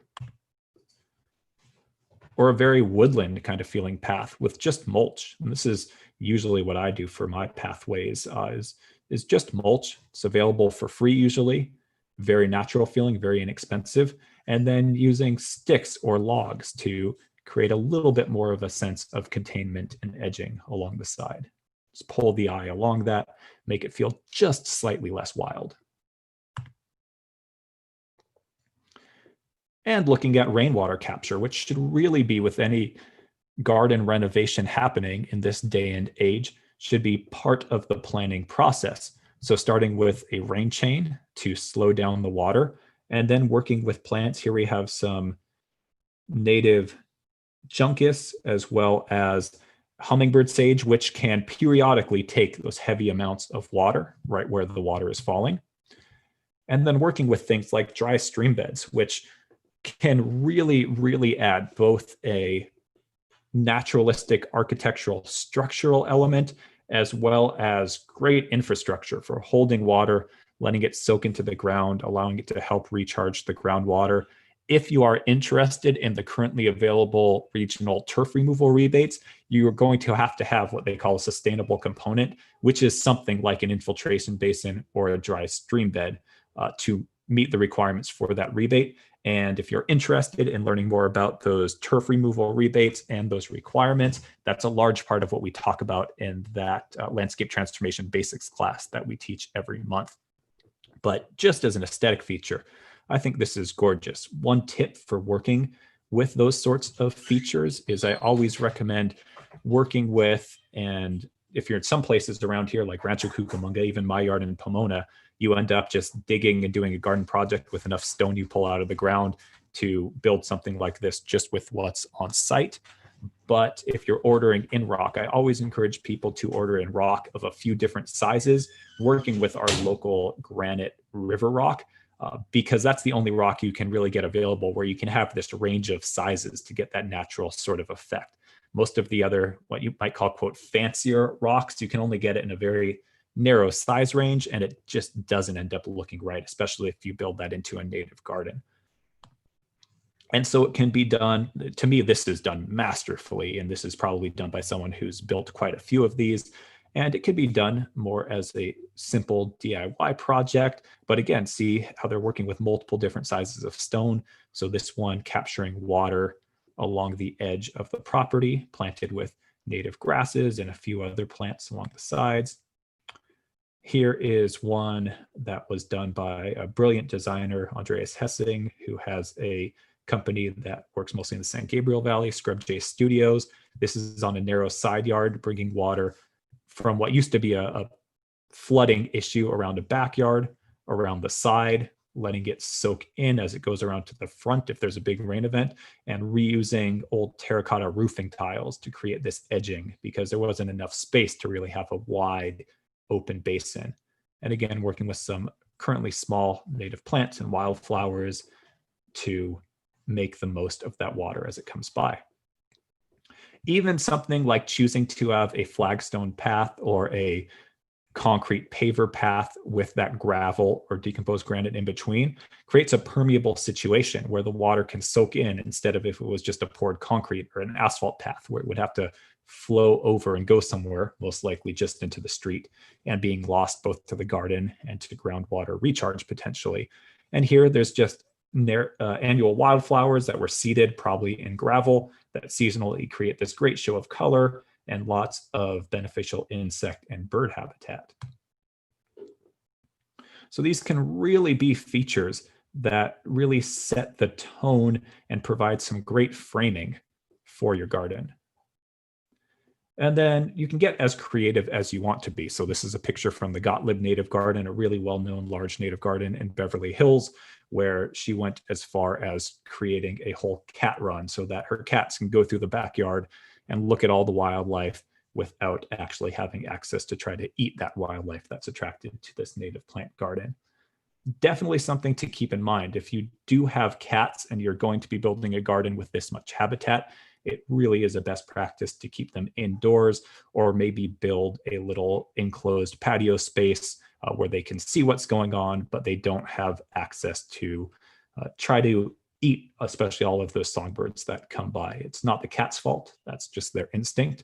But if we're going to be building all of this habitat, we should ideally protect it as well. And so with that, we are going to soon move into choosing plants, but I think this is going to be a good time for us to take, let's say, a 5-minute break, get a drink, use the restroom if you need to. It's 10:40 right now, so we will start back up at around 10:45, and we'll talk to you all again in a few minutes. Hey, Scott, really quick. Yeah. We had 2 questions of the same. What was the name of the landscape psychologist? Oh, great. Yeah, that's Joan Nassauer. Joan, Joan, Nassauer. I think it's Nassauer. I might be misspelling that, but if you type that plus choose to care in Google, I'm sure you'll come up with the right spelling because I don't think she's written any books, but she's been written about enough that you'll probably be able to pull that up. Got it. Thanks. Okay, we'll be back in just a minute.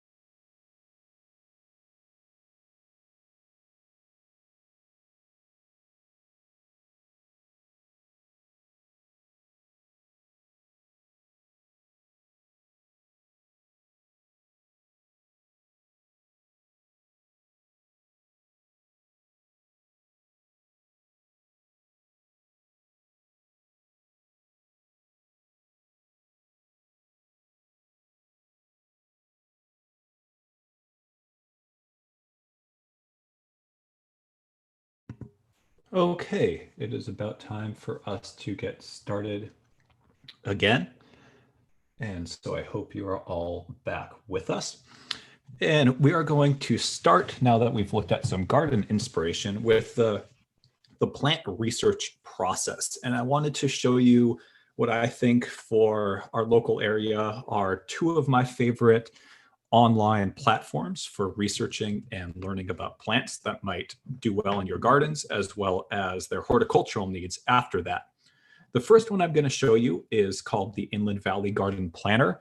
This is a website that our agency, the Waterwise Community Center, Chino Basin Water Conservation District, created specifically for Inland Valley gardens. However, if you are joining us from farther out in LA, more coastal areas, the vast majority of these plants will still work just fine for you. It's easier to grow more different plants when you have more of that coastal influence.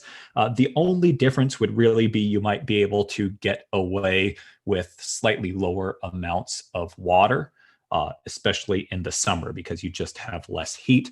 And then some of the plants here that we say require absolutely at least partial shade, a few of those, if you're really in a more coastally influenced area, you can get away with a bit more sun out there.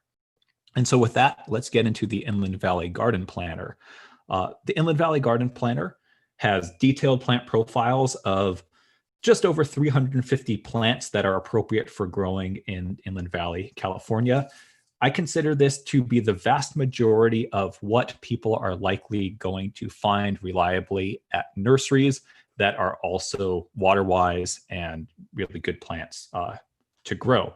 If you are really into specialty California native plants and you're shopping at specialty nurseries like Theodore Payne Foundation and the Grow Native Nursery at the California Botanic Garden, which was recently rebranded, used to be Rancho Santa Ana Botanic Garden, you're going to find lots of native plants that are not on these lists, but oftentimes you might find a plant in the same genus, kind of a cousin of that plant, and a lot of that information in terms of care and water will be very similar.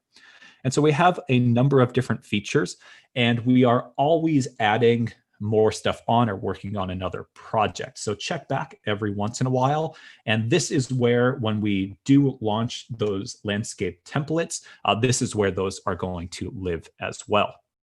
And so if this is all very overwhelming to you and you just want something simple, a pre-coordinated list of plants that's going to work well for you, you can jump ahead to garden styles. And again, in the future, we will have those templates as well. And if you're looking at native plants, especially, you can look at something like the Coast Live Oak Garden, which is going to be with the inspiration from a Coast Live oak and plants that work well with it. Even if you don't have room for an oak tree, this is a horticulturally compatible pre-coordinated list of trees, shrubs, perennials, ground covers, and vines that all work well together with a description. Now, in any of these, or as well, we also have a number of helpful lists. One is all the California native plants here. Plants for butterflies, plants for dry stream beds and infiltration basins and swales, hedges and screens, and also our favorite plants for inland gardens, which is not all native, but the vast majority of these plants are native. And then there's a few that are snuck in, like lavenders and autumn sage, which are compatible as well. And so each of these plants, we can choose Western redbud, gorgeous native shrub that can be pruned up as a tree. Each of these plants then has detailed pictures that can be gone through. Oh, I just lost my mouse to my other monitor. Here we go. Detailed pictures of the plant, close up, farther away, description of the plant. If you're in the Inland Valley area, irrigation schedules throughout the year. And there's a few different irrigation schedules. Sometimes, even with the native plants, there's a couple of different ones. But if you look closely, there's enough overlap of the irrigation schedules that it's a good guide of how you can combine plants together. And we report irrigation in terms of the number of inches, as if, even if you're using sprinklers, the amount of rainfall these gardens would need to stay happy throughout the year. In the months where Rain might very well cover that amount based on our normal weather patterns. You might see 0 inches, basically, if it rains. And we also have additional resources and links if you want to try to understand, like, what does it take for your sprinkler system or your drip system to put out 1 inch of water? How long should you be running your irrigation system for that? We have more information here and even some custom online calculators. Then you get the basic properties, growth rate, width and height, flower season, exposure and soil adaptations, and also additional functions like attracting butterflies, good on slopes and banks for erosion, things like that. And then once you decide to put those plants into your landscape, eventually you're going to need to learn how to maintain them. So each one of these plants also has a maintenance entry with full references. A lot of that stuff is based on the experience of our staff maintaining these trees, shrubs, and perennials. And don't be intimidated if you see a lot of writing under the maintenance section. Maintenance of most of these plants is quite simple, and sometimes it's just me ranting about all the crazy things I see people do to these plants when really they just want to more be left alone and maybe only cleaned up once a year. So that's going to be available as a feature for every single plant. If you want to, it's optional. You can create your own login, and that will allow you to, whether it's design or established gardens, to create your own lists of plants. So it could be plants for my front yard, plants for my backyard, plants I'm considering for my grandma's house because I'm taking out her lawn. Things like that allows you to save them and do some other nice little things. So those are a few of the features, but the real core of the Inland Valley Garden Planner is the Plant Finder, which is a multiple search criteria database.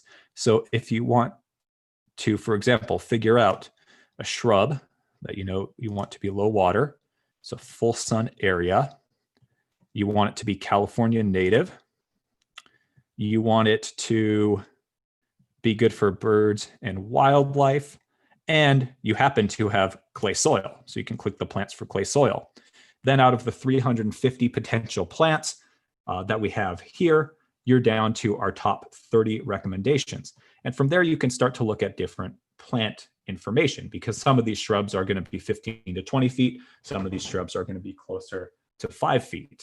And so with that, it really helps you narrow down your selections and make sure as you're assembling your own custom plant community that you are going to really be successful with that right plant, right place.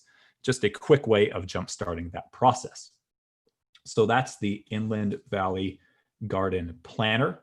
Also has a link about visiting our garden, which I would encourage you to do once we are open to the public again. Unfortunately, right now we are closed until further notice, but at the Waterwise Community Center headquarters, we do have a free public demonstration garden, which in normal situations is open 6 days a week from 8 a.m. to 5 p.m. with of various different ages, because we've been doing a lot of replanting over the last couple of years, lots and lots of examples of where you can see these plants in person.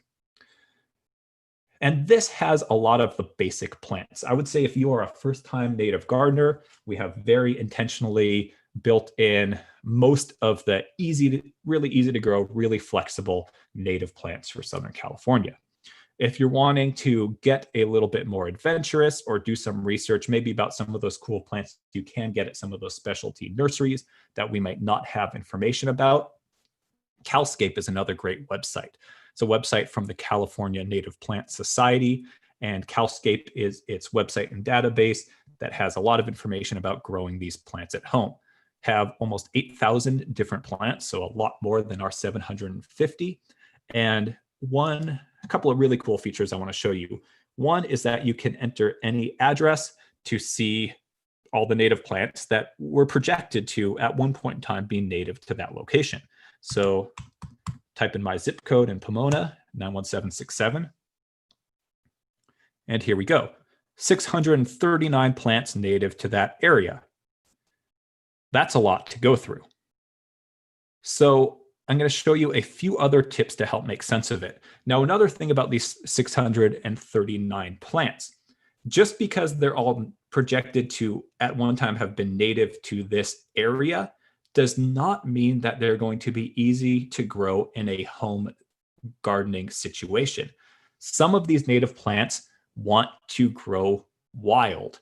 And so even if we have the right location, by the time we get these plants in a 1-gallon nursery pot, try to transition them into life in the ground here, which the first year means some amount of supplemental water usually, some of them can be quite difficult to grow.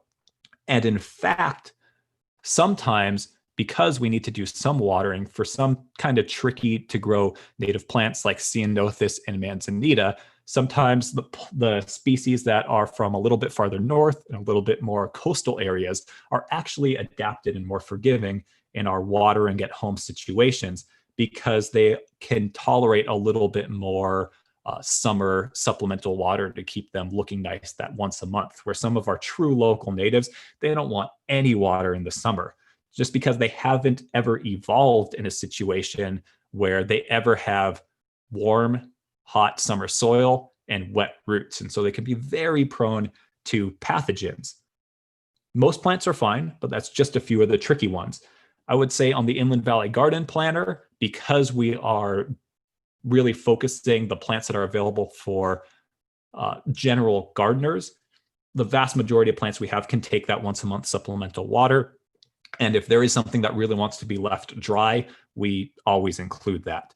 So a little bit not intuitively, the real easiest way to use, I'm going in the wrong direction here, the real easiest way to use CalScape is to go to advanced search, because in advanced search, you can tell it to give you simpler results.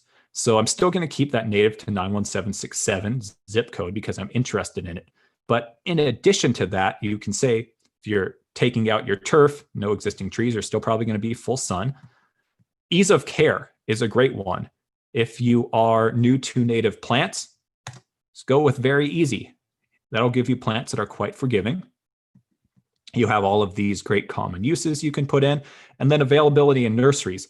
Again, I would put commonly available in most cases because that'll make sure that you're going to be having plants which you can find relatively reliably. Now, that doesn't mean you can go to Home Depot and get these, but from native plant nurseries that are known to carry native plants, and we will share some of those local resources with you. And in fact, normally when I teach this class in person, we always have a handout available with that, but I will make a note to myself, and at that cbwcd.org/presentations website later on this afternoon, I will post the list of local landscape suppliers for those of you who are at home in this part of the world, that Eastern Los Angeles, Western San Bernardino County area of our local nurseries that are reliable. And so with that, we can click search. And now we're down to 67 different plants. So about 1/10 of the plants. And from here, we can look at profiles of them. Again, different pictures and great information, main categories. And CalScape has really great information about the different categories of wildlife supported and has incredible information about different butterflies and moths, landscape information.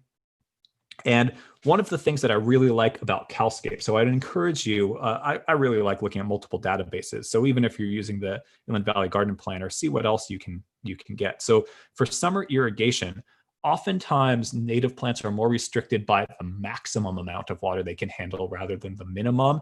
And so this gives you a pretty reliable, like, don't water more than this amount. And then some maintenance notes as well, soil types and things like that. So that's the Inland Valley Garden Planner and CalScape, which are my top two databases for doing your native plant research. And so you're going to go into that having already thought a little bit about your site, having thought about your conditions, maybe inspiration from a plant community. And pretty soon we're going to look through kind of one example of the whole landscape design process.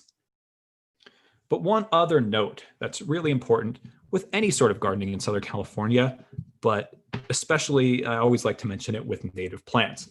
We had already talked about how gardens are in fact not furniture, and they change throughout the year. And so, one aspect of really getting in touch and really enjoying both a native garden as well as just the nature of California is to tune into our seasons and to really understand that as part of the design. And what I mean by that is that our seasons are actually a little bit different in Southern California than people tend to think about the seasons. All of us, just because of how we're raised, our general culture, tend to think of spring, summer, winter, fall as spring is abundant, summer is, the great time to be outside, fall is when things start to slow down and lose their leaves, and winter it's cold and snowy. But that's true for most of the country, but not true for Southern California. Spring is abundant and a lot of things grow in spring. But then as it gets hot in the summer and there's been no rain, we all know the hills turn from green to brown. Ecologically, summer in Southern California is really the closest we get to kind of what most places consider the winter, when they kind of need to go dormant because they're covered in snow. A lot of plants that are adapted to life here, whether it's wildflowers, which totally die back in the summer and scatter their seed to grow again next year, or some of our drought tolerant or drought adapted, long dry season adapted native plants want to go kind of semi dormant. Summer is the quiet time. And then with the first fall rains, if we get lucky enough to get fall rain, things kind of take their deep breath. A lot of things start to grow again. Fall is another burst of activity in the garden. Some things really start blooming or growing again in the fall. Some plants put on most of their growth in the fall. And then in the winter, some plants calm down some plants do lose their leaves, but some plants, like manzanitas, do their blooming and a lot of their growing in the winter. And so tuning into our seasons is a really nice aspect of doing native design and native horticulture. One of the exciting things is that there's something happening year round. And we can, and especially if you're trying to look at pollinator habitat, should make sure that we have plants blooming every month of the year. And we absolutely can do that with our native gardens. And so here's an example of me about to do some pruning in the summer on a native buckwheat. Now, one important thing to note, I am not pruning to cut those rust-colored dry flower heads off of that buckwheat. To a native gardener, that's part of the seasonal display of that buckwheat. That contrast between the white flowers and the rusty dry flowers is part of the beauty of it. And you can see farther in the background where some of the grasses have started to turn a tan or a golden color. This is beauty in the peak of summer in a native garden. And then everything will be a little bit more lush and green looking come the winter and early spring. Basically, what I'm doing is cutting that back because the buckwheat is super happy in this rocky soil and it's trying to overgrow this toyon that we want to prune into a tree that will shade the bus bench that's along the street right near there. This is in the park at our headquarters property in Montclair. So a typical gardener from maybe the East Coast, or who has just kind of grown up with that style of gardening, would think you should get out and deadhead every one of these rust-colored dry flowers. It's a ton of work.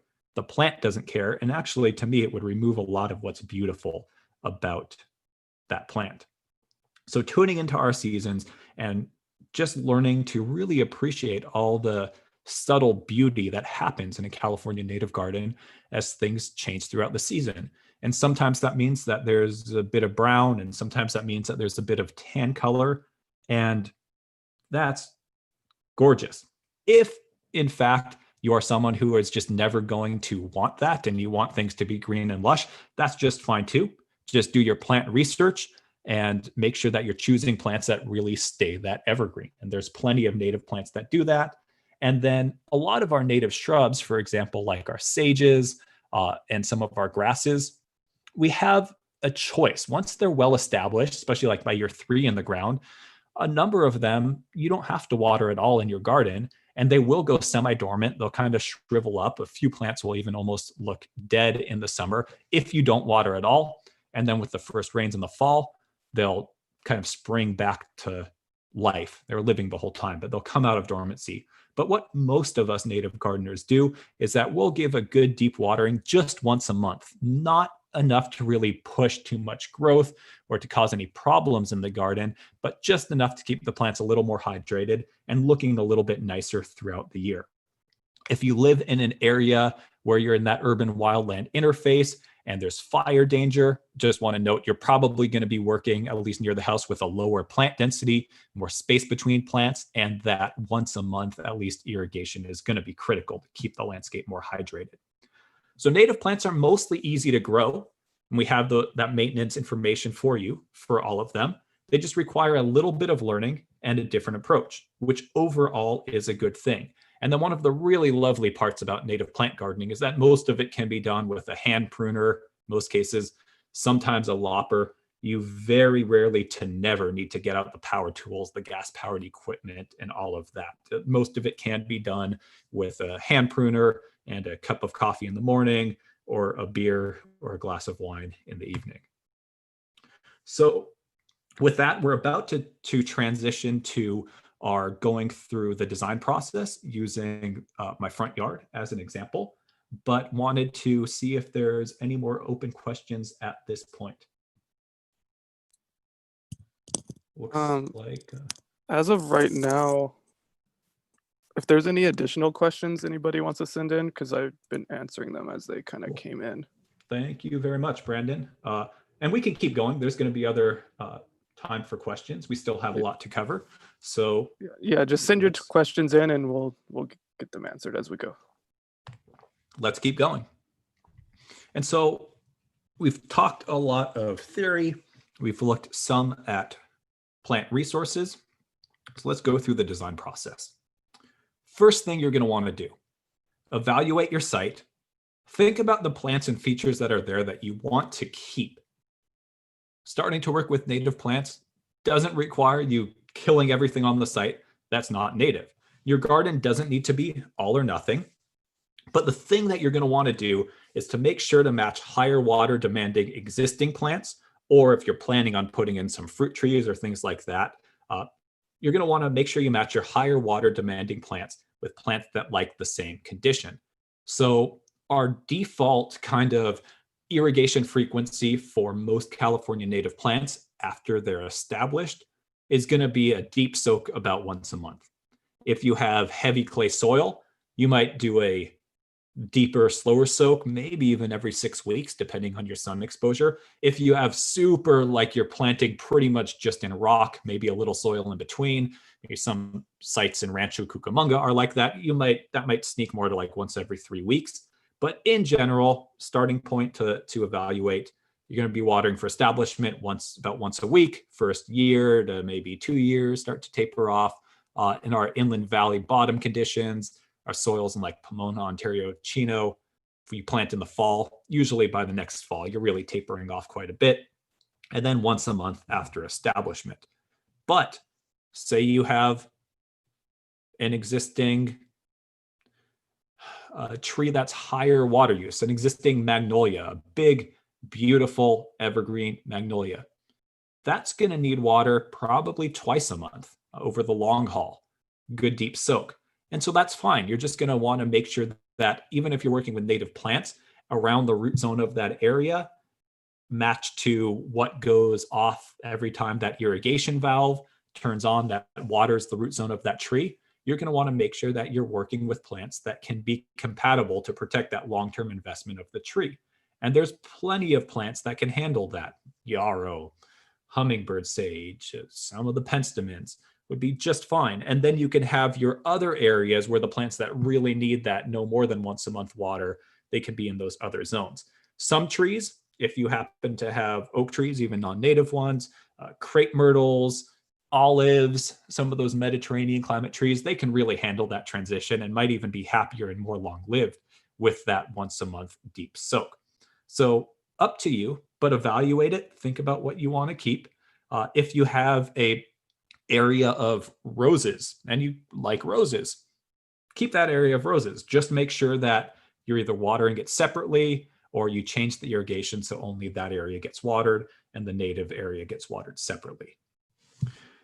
And so where to start? Encourage you with draw a very simple, doesn't need to be drawn to scale.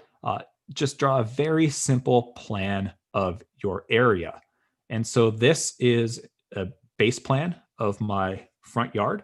I live on a cul-de-sac, so the front of the yard is this weird kind of little wedge shape. The planting area is about 1,200 square feet, so not a tiny, tiny front yard, but not a huge front yard by any means.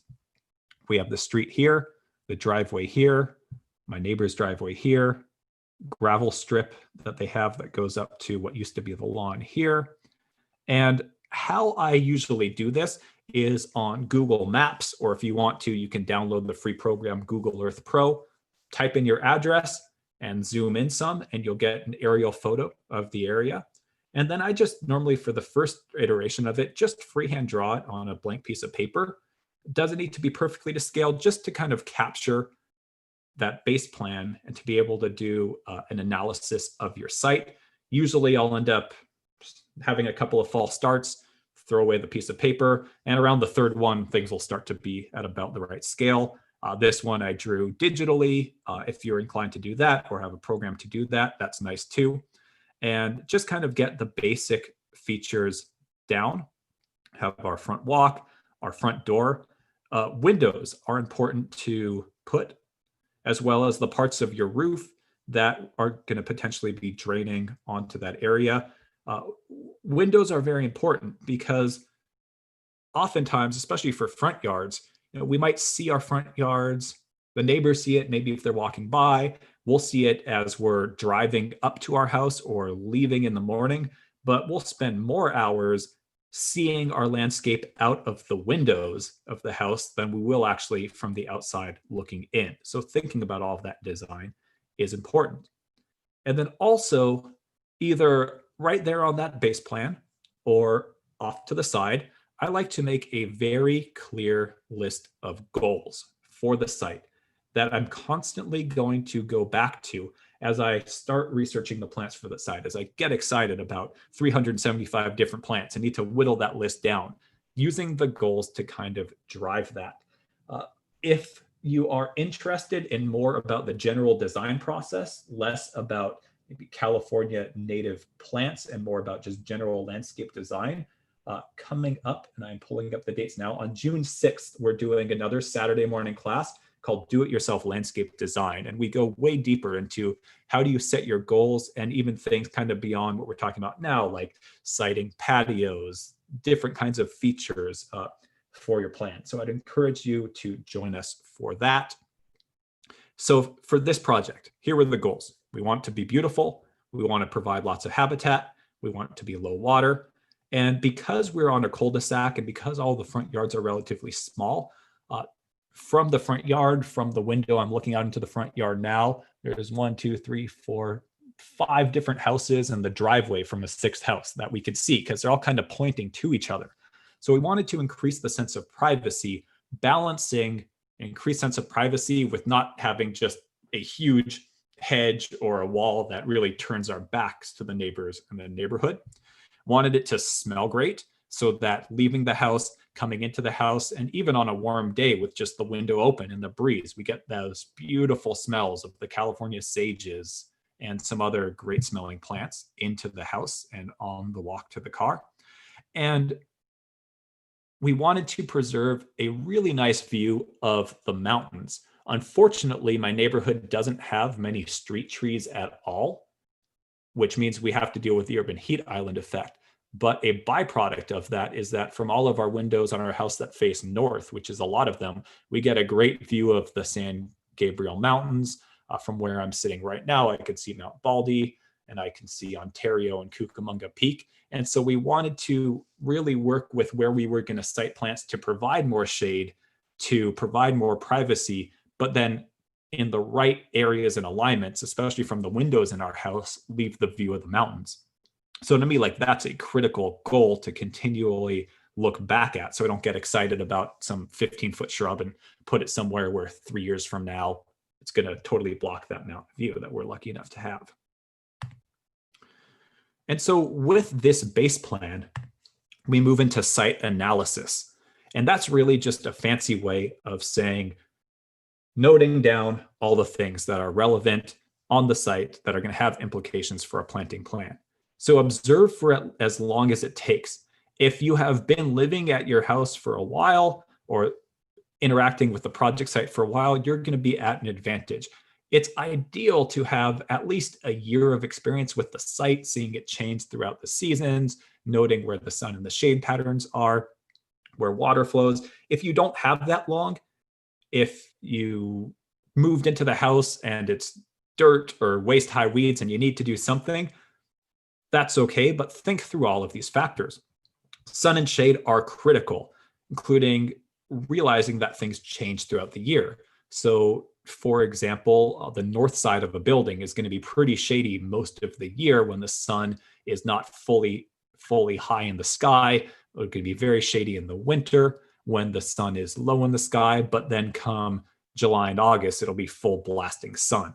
And so a lot of plants that either always want shade or always want sun are going to be tough in those situations, but there's plenty of plants that'll work on that north side. Take into account your soils and your drainage. The vast majority of native plants thrive with what's called well-drained soil. That's anything from a mixed loamy soil like we tend to have in our valley bottom areas around here. Most of the soils in Ontario, Pomona, Montclair are those soils and drain pretty well. Most of Chino drains pretty well, but as you get to the south, there starts to be more clay. And the rockier gravelly soils, upland, Rancho Cucamonga, Claremont, also drain very well as well, sometimes excessively. What you can do to really know where you stand is to do a drainage test. And there is another document, which I will post online this afternoon, which is a brief guidebook. It's, I don't know, maybe like 8 pages about California native design, garden design, has a good kind of, with some nice graphics talking about how to do a drainage test. But here's basically what you're going to want to do. You're going to want to dig in a few spots in your project site, a hole roughly 1 foot deep, 1 foot wide. Doesn't need to be a perfect square, just a foot by a foot hole. Fill those holes with water. Let that water drain all the way through. If it seems like it's super, super dry, if you haven't, irrigated that area in a long time, and it's summer and it hasn't rained in a while, maybe do that a couple of times. Don't worry about timing anything at all those first 1 or 2 times that you fill it with water. What you're trying to do is make sure that the soil around that hole is saturated with water. Because if your soil is really dry, for a couple of different reasons, the water can go through the hole either faster, or sometimes if it's really dry, even slower, and you're not really testing your drainage yet.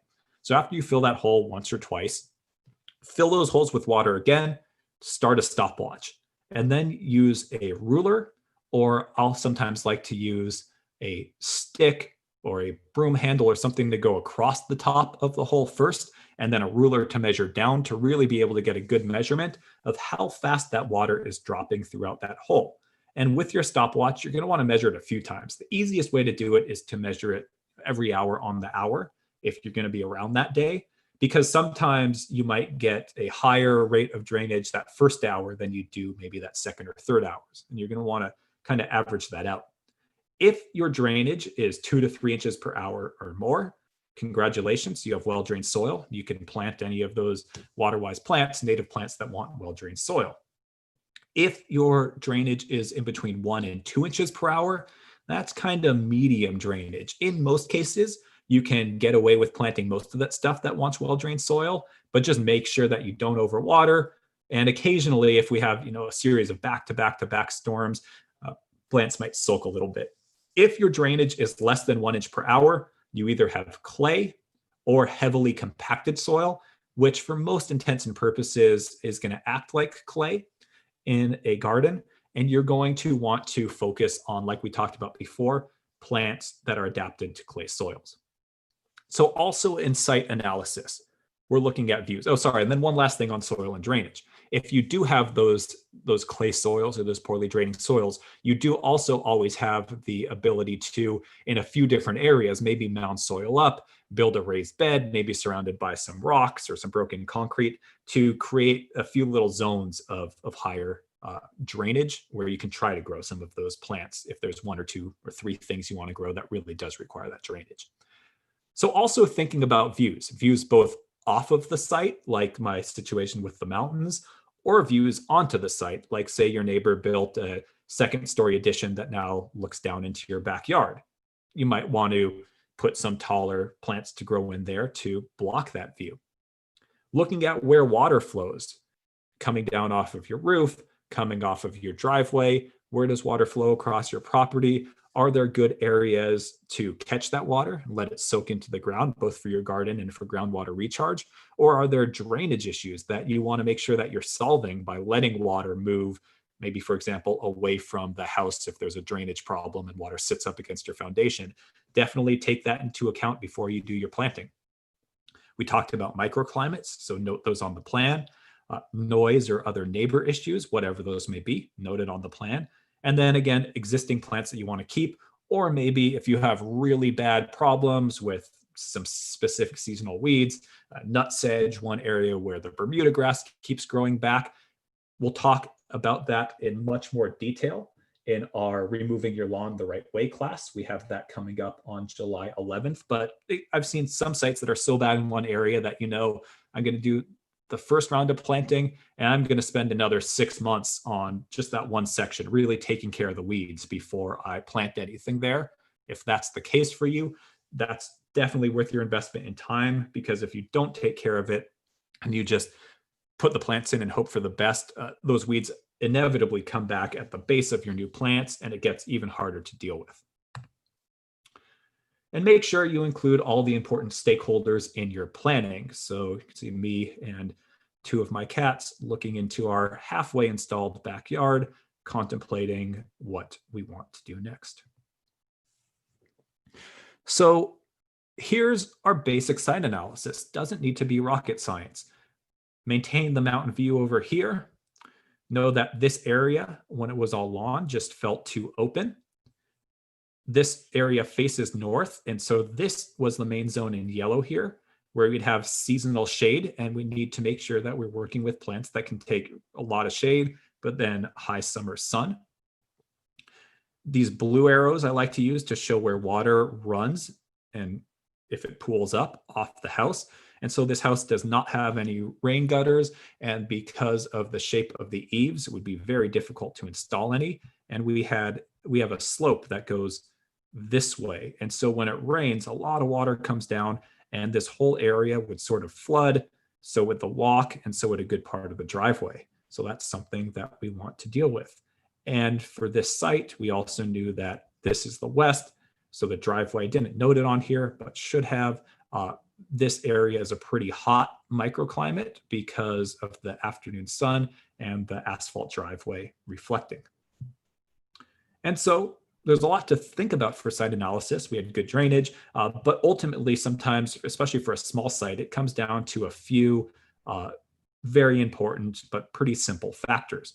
And then one thing, if you're going to be doing digging, if you're going to be putting in new irrigation, or if you're going to be, for example, like maybe digging out for drainage features, figuring out where your water main runs from the meter box to, usually there's a hose bib where your water enters the house and it's just a straight shot in between. For example, in this case, whenever it was replaced in the past, because our soil's pretty rocky, maybe they didn't want to dig very much. The water main is actually quite shallow. So it was very good to identify ahead of time to make sure we didn't hit and break it, causing a huge mess and disrupting our water supply to the house. So map that if you can. And as you start to go from there to think about plants, again, remember right plant, right place, match those plants to soil and site conditions. I say it a lot throughout this presentation because it is so critically important, probably number one factor determining whether or not you're likely to be successful. Sun and shade, size is important as well. As I showed you before, and we'll look at some other examples, these plants really get going.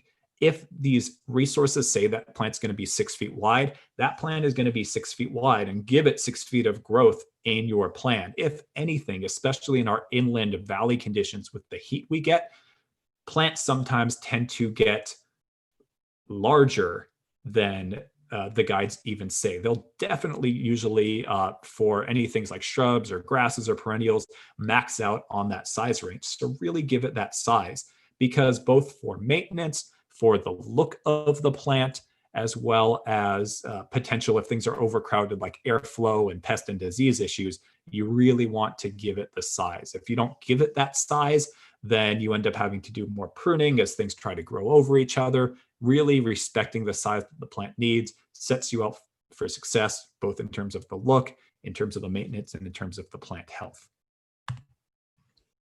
And then you're going to do some fun research online.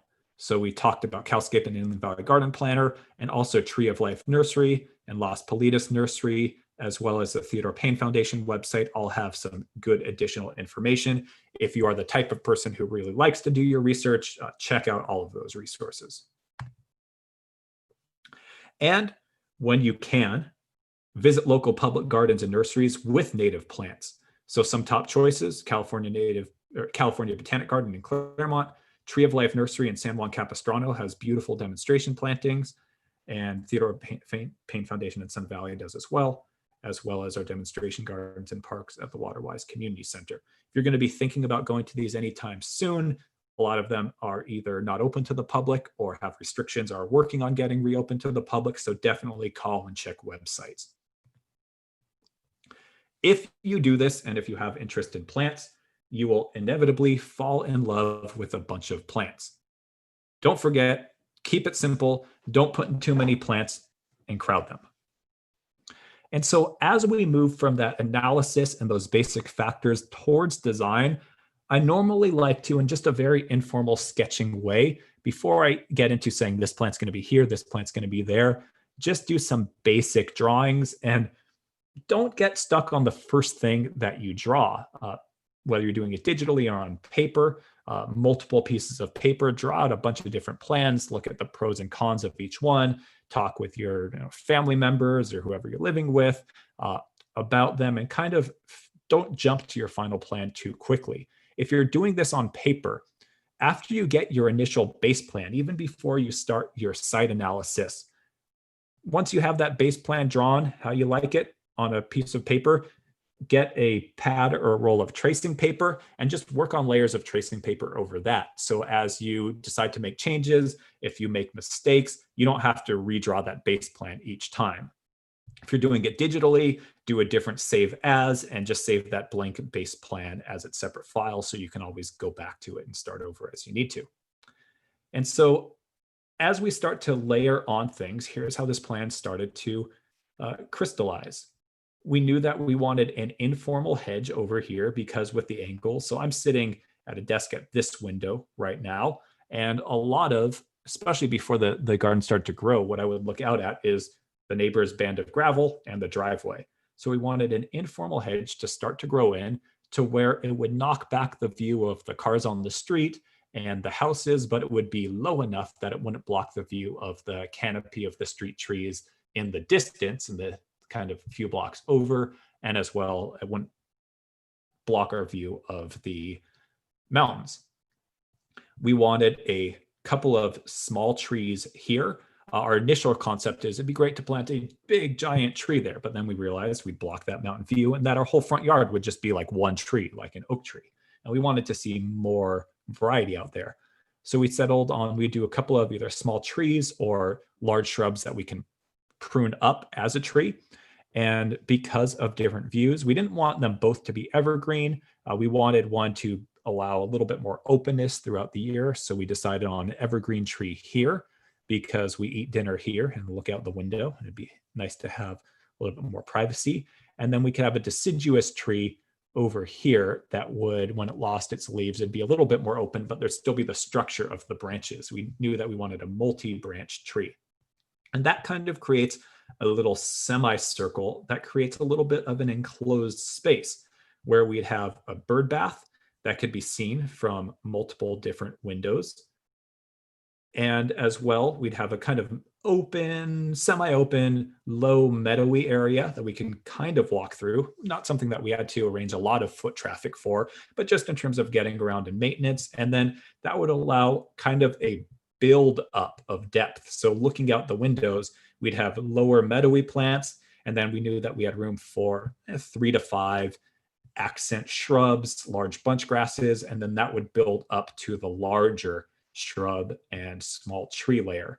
And doing that from the main perspective, where you go from small to medium to larger trees, is a design trick where you can build what feels like a lot more depth into a relatively small landscape than if everything was low or if everything was large. So right now, even though things aren't mature, we're just maybe coming up on 2 years of the landscape being in the ground, less than that actually, then I can tell that the landscape psychologically looks a lot deeper than it did when it was just lawn right to the sidewalk.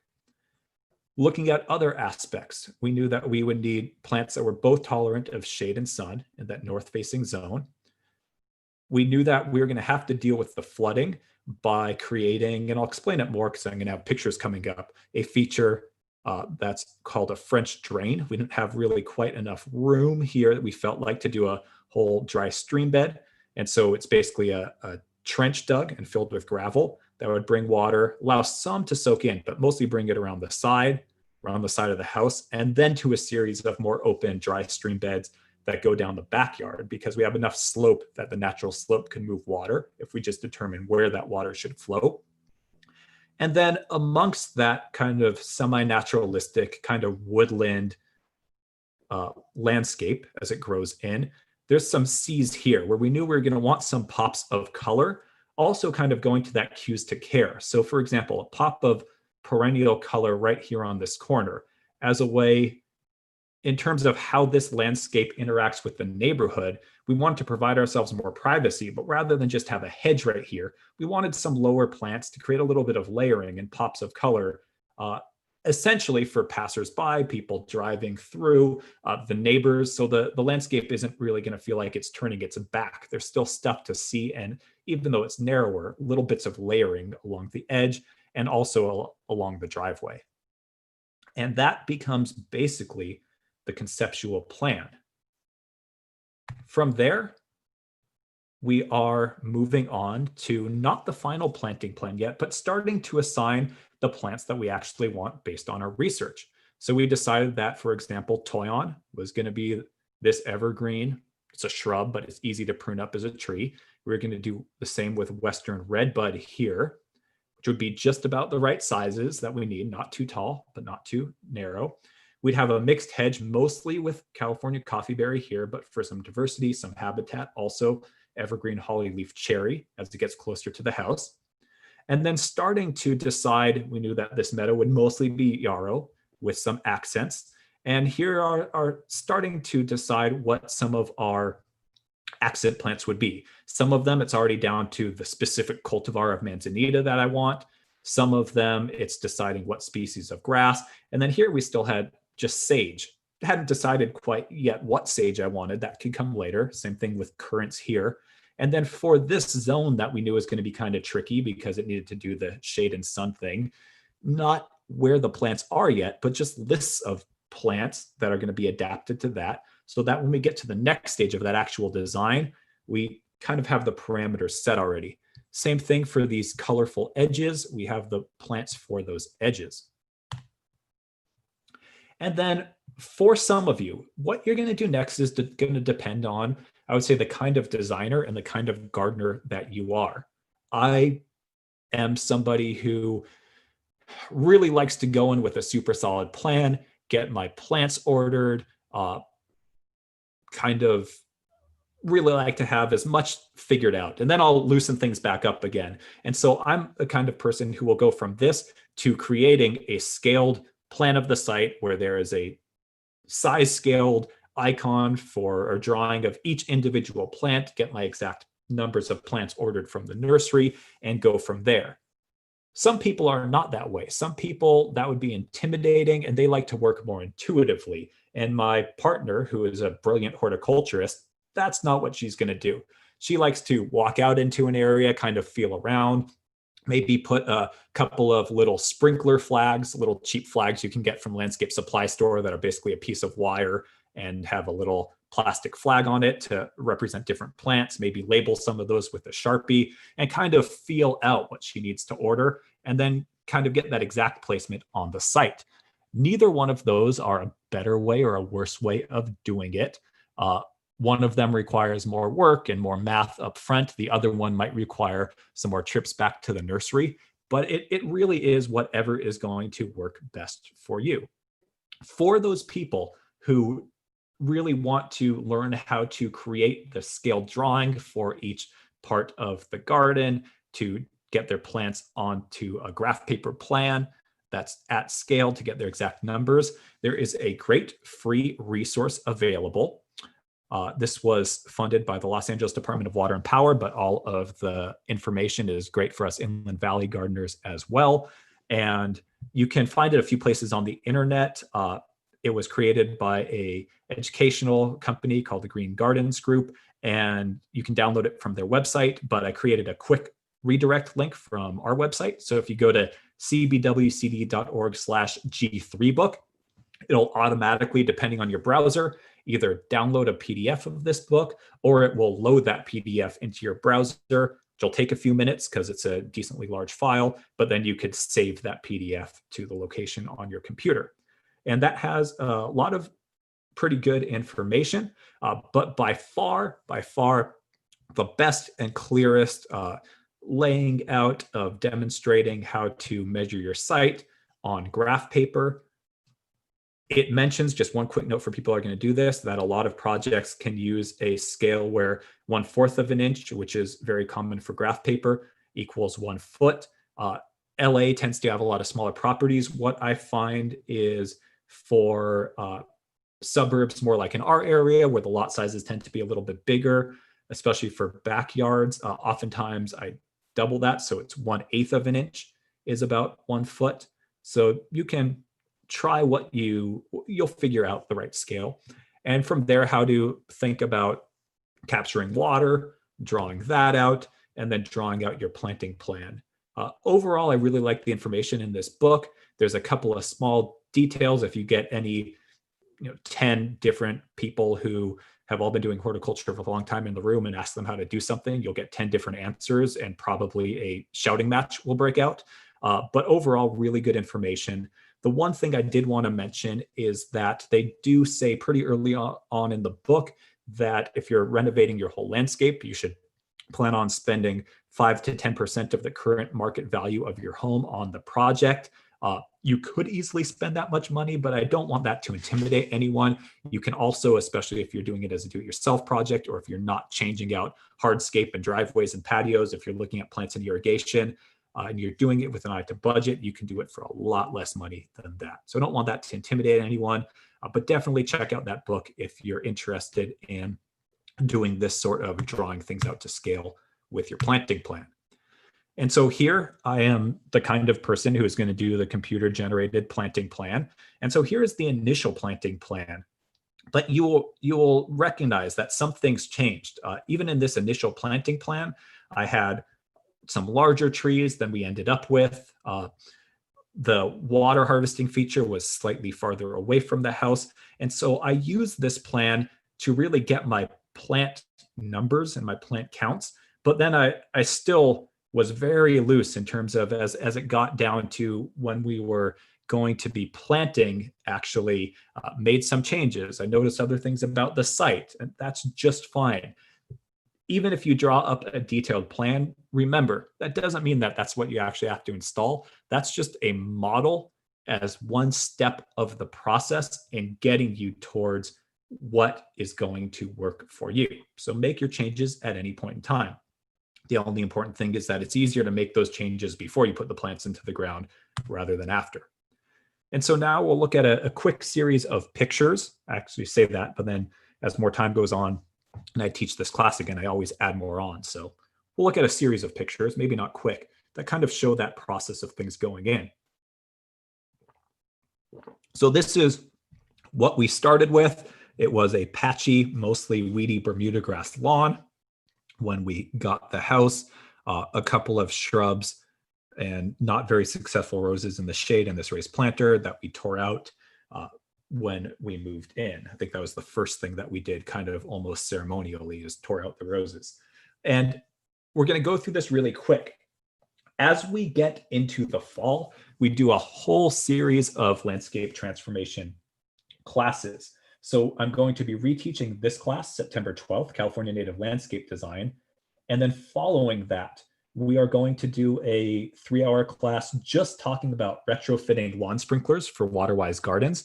We'll talk about how to set up either a spray system or a drip system for a more varied in size Waterwise garden, including everything being relevant for native plant gardens. That's going to be on October 3rd. Then on October 17th, we're going to teach a class 3 hours just on installation and establishment of California native landscapes. So no design. We're going to assume you have your design already, just going into that. And then following that, on January 16th, we're going to do a class on rainwater harvesting for home landscapes. So we're going to do a class just based on planning out those infiltration basins, swales, dry stream beds. And then finally, on January 30th, we're going to do choosing, purchasing, and planting Waterwise and native plants, getting into that nursery selection, how to identify healthy plant material, what to look for or what to avoid. And so if you are heading towards doing this, I would encourage you to join us for as many of those classes as you can. Those will all be online webinars as well. And then if you can't get to those live, we will be posting those online afterwards, those recordings. What else do I want to say about that? So some of those are not up online yet, but by the end of next week, the registration information and full descriptions for all those will be up online. One note about when to do this all. You never want to plant a full new Waterwise garden in the heat of the summer. Even Waterwise plants are transitioning from living in their little nursery pots with that organic potting soil, often in part shade, getting watered all the time. And so really you want to transition them into the ground in the fall, ideally second half of November, even October. It might be really hot during the day, but the days are less long already.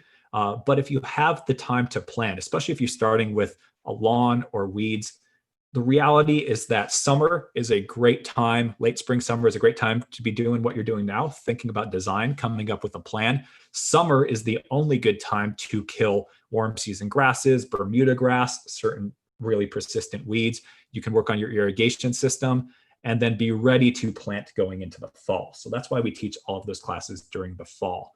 If you aren't going to hit that schedule, it's really, really worth it to wait. We are just closing in. If you can't install fall, winter is fine to install, and then early spring.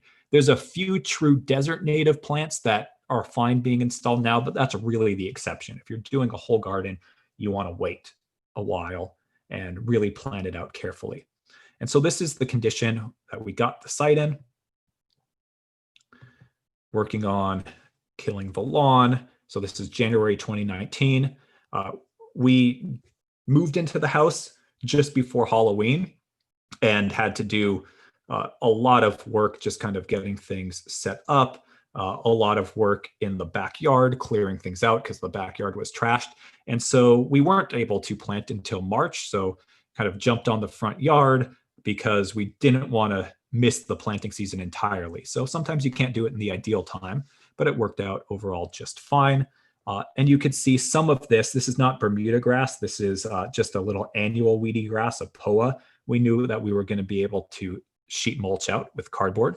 And so this is our plant layout. And this is because we have a lot of these smaller meadowy plants, this is a quite high planting density. You might very well, if you're working with more shrubs, sages, sunflowers, things like that, might have half this many pots, if not less, depending on the size of your plants. And as you're laying things out, look back at your design with your body, with your mind's eye, kind of the best you can, picture what it's going to be like as these plants grow in, that spacing. Some people are more easily able to do that. Others have a tougher time. But as you're doing that, if you notice different things as you're laying it out, change it up, move plants around. If you think there's too many plants, pull out one or two and put them on a different part of your yard or give them away to a friend. Don't plant them if you're starting to feel like maybe it's too many plants. It's better to set yourself up for success and be a little bit flexible. Even really great planting designers, kind of some of the best people in the industry, are still going to be on the day that plants are being laid out, making little adjustments on the site. And so here you can see our trench dug for our drainage feature. And this is my partner, Kira, starting to put plants in the ground. So this is it, March 14th, 2019, right after planting. You don't see much. And a lot of people, if it's your first time planting a Waterwise garden, you're going to look at it right now and think, I should have ordered way too many plants. This is never going to grow in. Have faith. So delivery of wood chip mulch. And then sometimes people do this ahead of time, just based on our timing. It worked for us better to do it after, doing what's called sheet mulching, working with just recycled corrugated cardboard, boxes we scavenged, wetting the ground really well first, putting these down, wetting them so they slump down. This is our temporary biodegradable weed barrier, because those plastic weed barriers end up inevitably causing problems. They stay for long enough that they stop being permeable to water and air. But even after they start breaking down and being bad at preventing weeds, they're there for long enough that you're always pulling out plastic. So always encourage people to use a biodegradable weed barrier. And if you can, just corrugated cardboard works the best if you have a weed issue and you need to put that down. We'll talk a lot more about this technique during our Removing Your Lawn the Right Way class. That's going to be coming up on July 11th. And this is at approximately 2 months in the ground. Things are starting to grow. Yeah. Sorry, there's a question that kind of pertains to the sheet mulching. So the question is, they did sheet mulching, planted sage, looked great for years, but now they're having some of the grass intrusion. Seems like for more season. So what are the suggestions there? So suggestions. Unfortunately, because, and this is something that I deal with in my front yard as well, I've did a really careful job, but I am surrounded by lawns that are Bermuda grass that sometimes go to seed in the summer and some comes back. Pulling it is really the best thing. It can be labor intensive, but basically I know every other week, starting around now through the summer, I'm going to have to walk out into my garden and go on patrol and pull grasses. And if you get them when they're young, then they're easier to deal with. Sometimes you might need to dig out as much of the roots as you can. Most of the time for me, if I'm on it and I just pull out as much as I can every other week, that really keeps it in check. But it will always be somewhat of an issue, either for you or for a gardener every once in a while, depending on what you're going to do if you are surrounded by those sorts of grasses. You absolutely can re-sheet mulch in an area. You don't need to necessarily take away the wood chips. You can just lay down more cardboard and put a little bit more wood chip over it if you want. That's just going to be site dependent. And then another thing, if it's grown in enough that that cardboard won't work or will be a pain to work with, but there's still some space in between the plants, you can get brown painter's paper just at the hardware store that cuts easily. Usually like at Home Depot, they sell it in a 3-foot wide roll by like 100 feet. And that stuff works pretty well as well. It doesn't last as long as the cardboard, but you can do a few layers and it's really easy to cut to shape with a scissors. Make sure you get the plain brown stuff, not the red colored stuff, because the red colored stuff has some resins in it, which are great if you're painting a floor in spill paint because they prevent liquid from getting through, but they're not good in a garden. So every garden is still some work, a lot less work than if you had a traditional lawn and roses situation, but you will still have to do some weeding over time. So getting back to it, thank you, it's a good question. Getting back to it, so this is at about 2 months, things are starting to grow. And you can see, still have some more work to do here. This is just what's called 1.5-inch gravel drain rock that works really well for filling this French drain trench. So we didn't have the horizontal space to really do a whole big like naturalistic dry stream bed. So we dug that trench, kind of filled it with that gravel, but there's enough space in between these relatively large pieces of gravel that water can still flow through. We had dug underneath the path so water can get through that way and off to the side. And then slowly we're bringing back other stone, mostly that we dug up from the yard, of different sizes so that it gets to be a little bit more naturalistic. Bringing some just pieces of wood for habitat value to make it a little bit more naturalistic that we had at the side of the house. And then all of a sudden at about 5 months, one day I just have the screen open to let in the breeze in the summer, and still has a lot of growing to do. But at 5 months, all of a sudden it's mostly green and there's some flowers, and just have the moment of like, oh, wow, it's actually a garden now. So remember, all that space in between the plants is gone. It's a little bit of a mishmash now because you can't see the design of what's going to be taller, what's going to be shorter yet. But there's not a lot of horizontal open ground space anymore. So our redbud shrub, which will be our deciduous tree here, starting to grow in. Some seasonal color. California fuchsia, starting to bring in hummingbirds. And we can see habitat starting. So redbud has these really kind of thin, tender leaves. It's kind of amazing that it's as tough of a plant as it is. But those leaves are loved by native leafcutter bees, which are non-stinging bees, which chew up the edges of leaves. These kind of half circle shapes are very indicative of it. And then they actually use that pulp to create their nests. And so starting to grow in. So the water falls off the roof, comes down here, goes through. Some shrubs starting to grow in. This is August of that year, and habitat's really starting. So I always sit on my couch and look out this window. This was taken from inside the house. Look out a window that overlooks this area. And that summer, I started to notice that there's this female hummingbird that every single morning would show up on this one dried stalk of California fescue flower and would dart all around chasing and eating. Gnats is a lot of what they eat. They drink nectar for sugar, but they get most of their other nutrient from bugs, and would always come back to this one spot. And so I just had over a month where I'd get to see that every single morning out of the window. And starting to get these beautiful moments at less than a year. So you can see I'm kind of crouched down to take this picture, but misty morning, smells great. The architecture of the hummingbird sage, the colors from the yarrow and the California fuchsia. And so this is trash day in my front yard. And then the glow of the fragrant pitcher sage. And just like I said before, you always lose one or two plants. This is a brutal reflected heat situation. This plant looked like it was going to die, grew back. Now again, it's alive, but it's not super happy. But there's always one or two plants in any garden that are, not at their peak. And that's just always the case, even in beautiful magazine gardens. They just don't take a picture of those plants.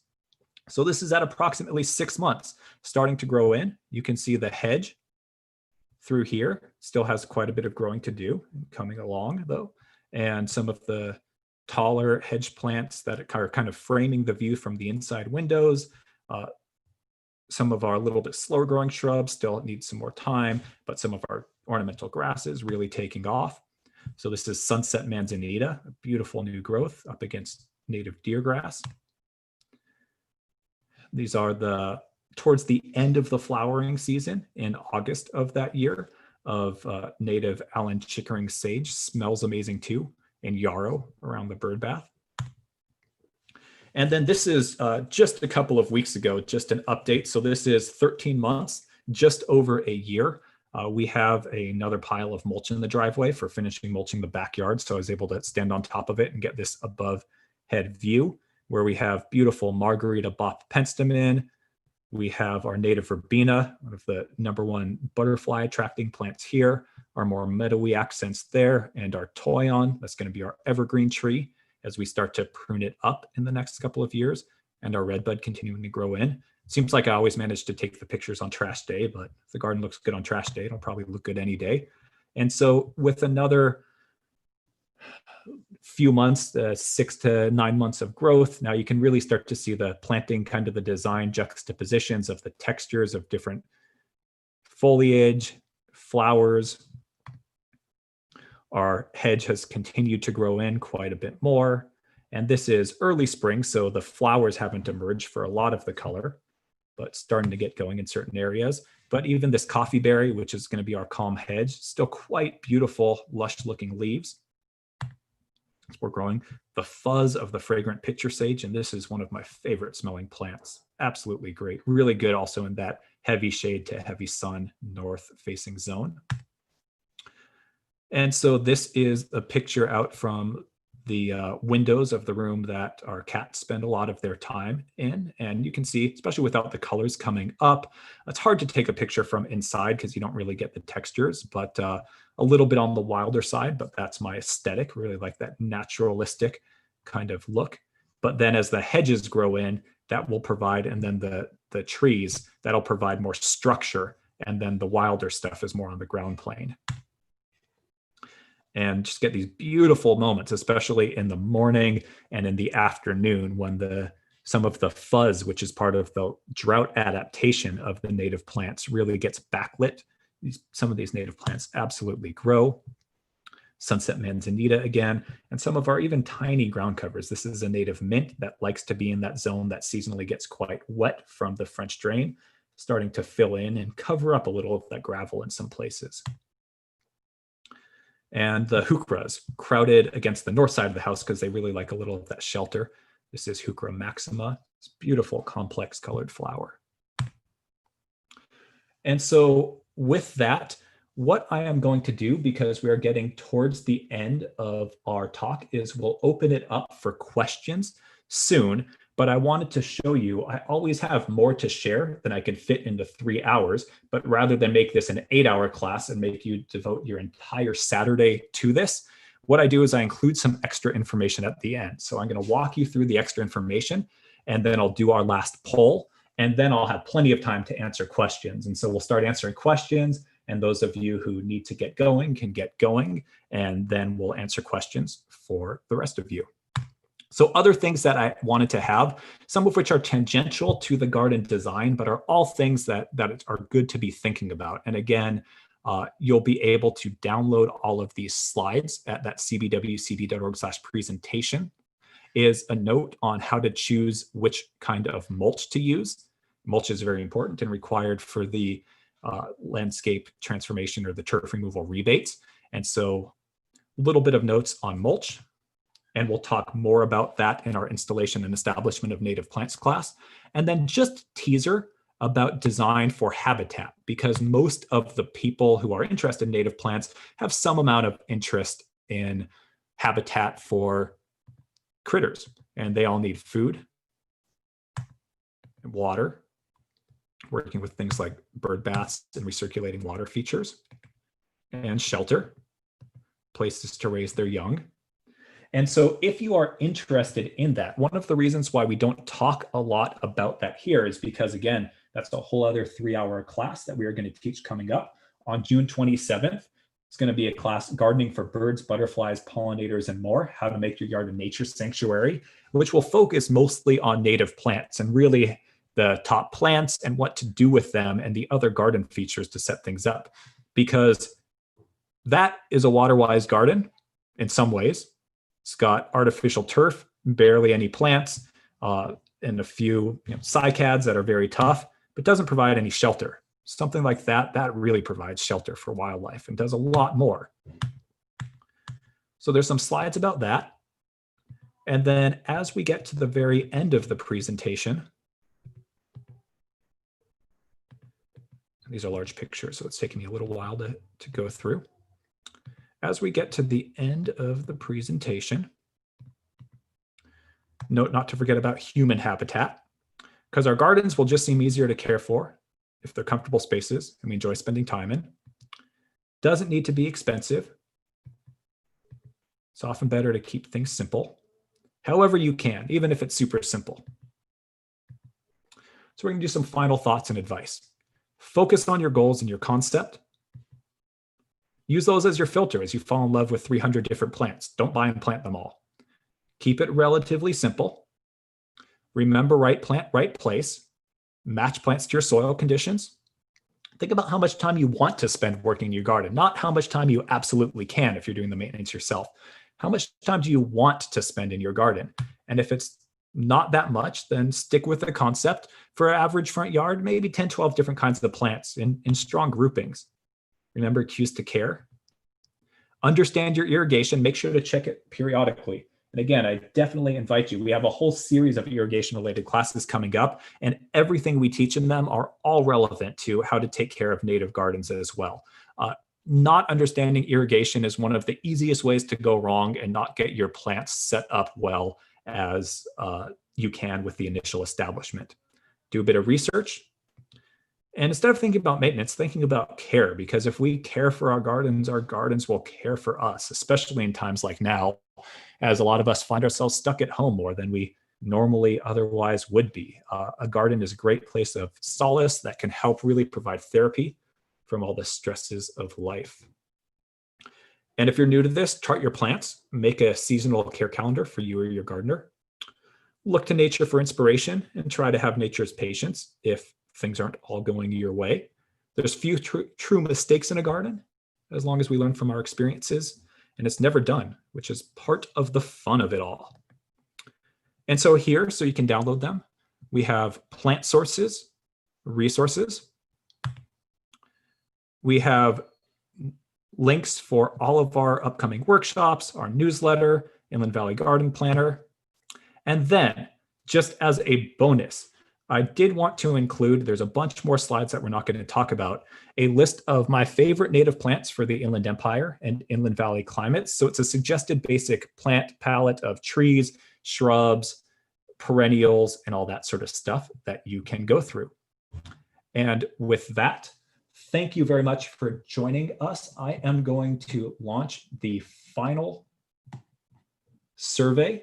If you can please take a moment to take that, that will help us out a lot. And thank you for joining us for our first webinar. We really want to know how this worked for you. It's kind of difficult being the presenter without having any contact with the class. So if you can, in the chat function, please leave us some comments. What worked for you? Is this a format that was good for you? Do you have any advice? Is there anything that would work for you better? Let us know, and we will definitely read all of those comments and take that into consideration. So with that, I am going to launch our concluding poll. Please take just a moment to fill that out. And after a couple minutes of that, for those of you who have time to stick around, we will answer all of the question and answers we can get to.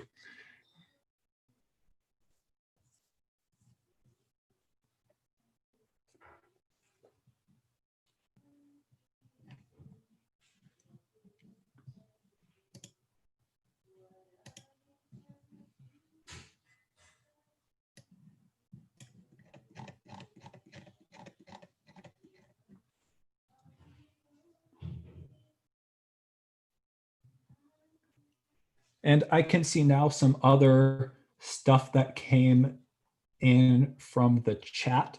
And so depending on what questions there are there, I will figure out what seems to be like the ideal format to figure out how to get back to you, whether that's an email that we send out to all the participants or something that we post to the website. We will get you all of the information we can.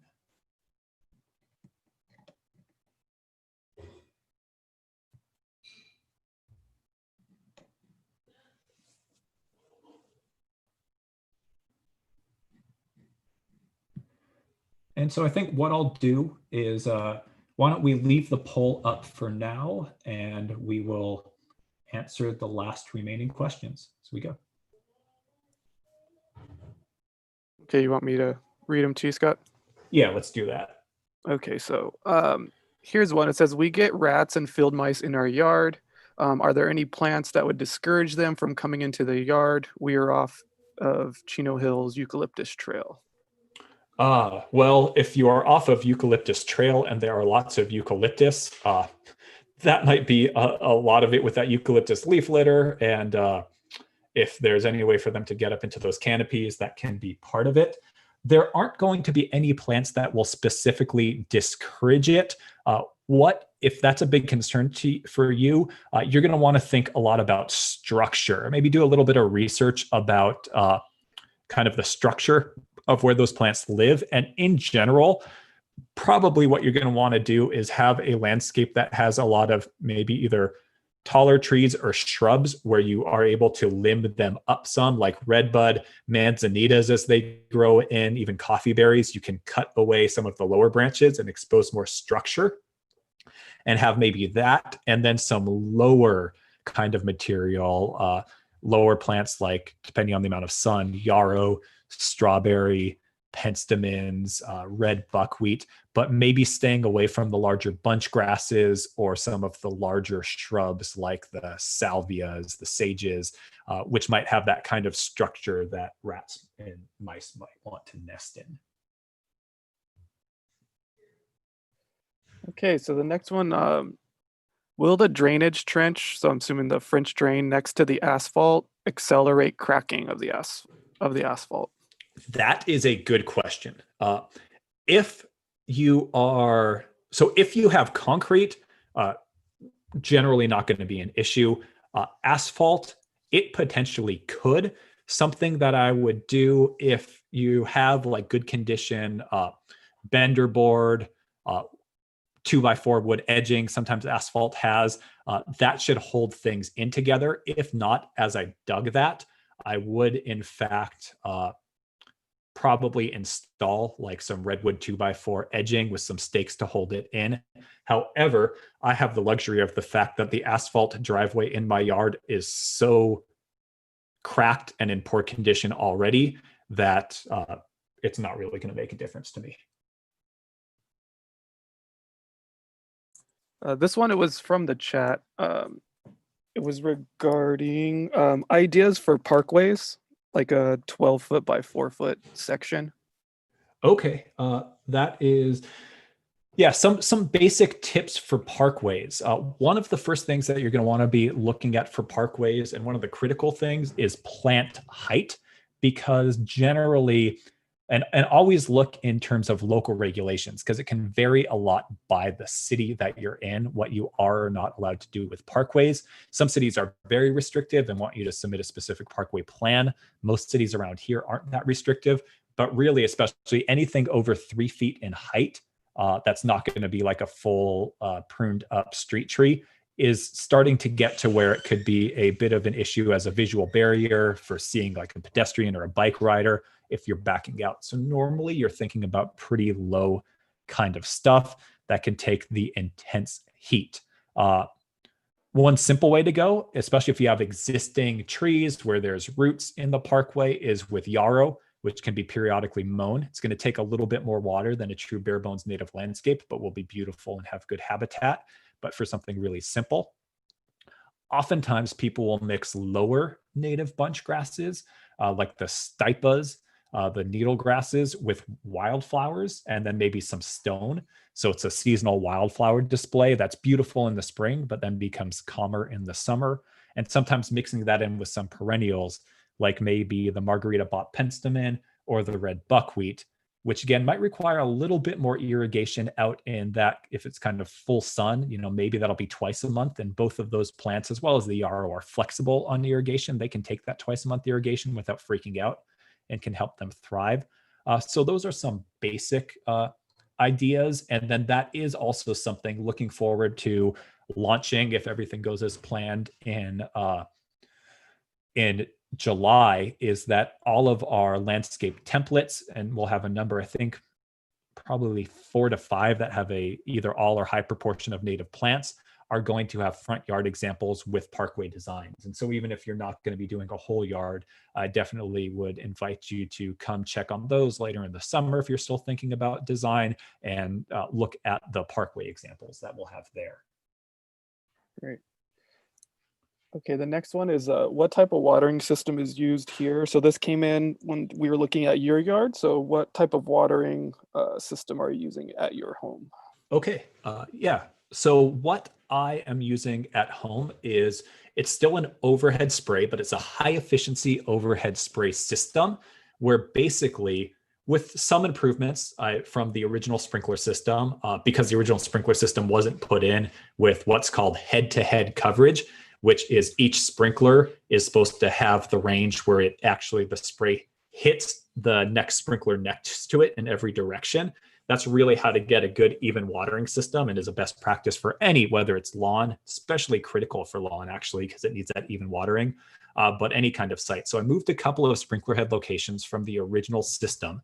And then essentially with adapters, I just raised up the sprinklers. So instead of the typical 4-inch pop sprinklers that come up and spray over the lawn, you're definitely going to have to do something as your plants start to grow in so that the spray is not blocked. And so instead I transitioned it to be on what are called solid pipe risers, which is, sometimes you see it more in commercial landscapes where it's just a solid gray pipe that sticks up, in my case, about 2 feet above the ground. And then in certain areas, as things have gotten taller, I've added on another 2 feet of pipe, or sometimes I've even put a pop-up sprinkler on top of it, to where I'll always have the sprinklers being able to project above the landscape and give a nice even watering as if it was raining. And as things grow in, like in the first, a year later, I had to, going into this irrigation season, I had to make a couple of adjustments. But overall, I find that to be an almost as efficient, because I also switched out the nozzles to use what are called MP rotators, or rotating high efficiency sprays, which are almost like, it's a solid stream, a number of streams that kind of rotate, so you don't get the misting of sprinklers. And I find that to be an almost as efficient, but also much less prone to breaking. So much easier to maintain than if I was going to do a drip system to cover 1,200 feet of root zone or landscape area. In certain situations, small planter beds, things like that, I'll absolutely use drip. But for some of these wider areas, I like to adapt a spray system. If you want to learn more about that, the class that we are going to have, which is, I'm looking at my list now, it is July 18th. July 18th. Thank you very much. We're going to go from, and I'm going to use this yard as an example because I took lots of step-by-step pictures putting this in. We're going to do examples of how to take what in most cases can be partially reused in a pre-existing sprinkler system. In a lot of cases, all that underground piping, if it's not broken, if it's in decent shape, can be used. You won't have to do any more trenching, and you can just cap certain sprinklers and from there adapt and either install a spray system like mine or a drip system. And so it's going to be 3 hours of content just kind of explaining that, and then also a little bit of advice about then operating those systems afterwards.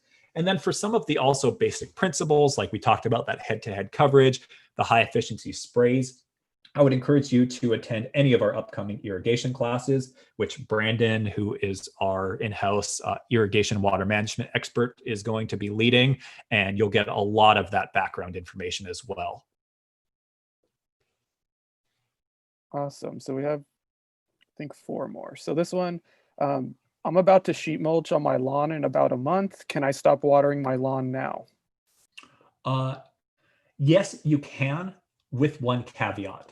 You can stop watering your lawn now, but before you sheet mulch, you want to make sure that you get a really, really good level of moisture into your garden. So starting, I would say probably 2 weeks before you sheet mulch, start watering, and water probably like that 3 times a week that you would water a lawn. And the first couple of times, if things have gotten really dry, you might only be able to water a little bit at a time because the soil will be so bone dry, it won't soak down the water. But as you're getting up to like the week before you sheet mulch, give it just a really, really good deep soak. Whether if you have existing sprinklers, use your system. If you don't, go to the hardware store, get one of those old style like fan sprinklers, oscillating sprinklers that you attach to a hose. Just really get a good deep soak, and actually get out there with a shovel and dig, because sometimes people will think that they've ran it for a long time, especially if you're using an oscillating sprinkler. You're going to have to run it for hours because it doesn't water that big of an area at a time as that water rotates through on its path. And make sure that you make sure that through your whole shovel depth, whole like a foot deep, everything is really well soaked, and so well soaked that you can tell that the water is penetrated deeper. because when you're sheet mulching, if you get that good soil moisture in, and then give it a couple of days to dry out before you actually sheet mulch. If you have really sandy or rocky soil, just a day or two is enough. If you have clay soil, you might need to let it sit for like 5 days because you don't want to be getting out there when it's muddy, compacting the soil more. But if you get that good moisture in before you sheet mulch, and then you put down that cardboard, you're going to be kind of locking in that moisture. You're going to be bringing that soil back to life. You're going to be drawing in earthworms and those beneficial soil critters. But that sheet mulch will also help like lock that in from evaporating back out. But if you don't do that, then you're going to be kind of locking in that dryness, and it's going to be really hard to really bring back the moisture to that ideal level before you plant.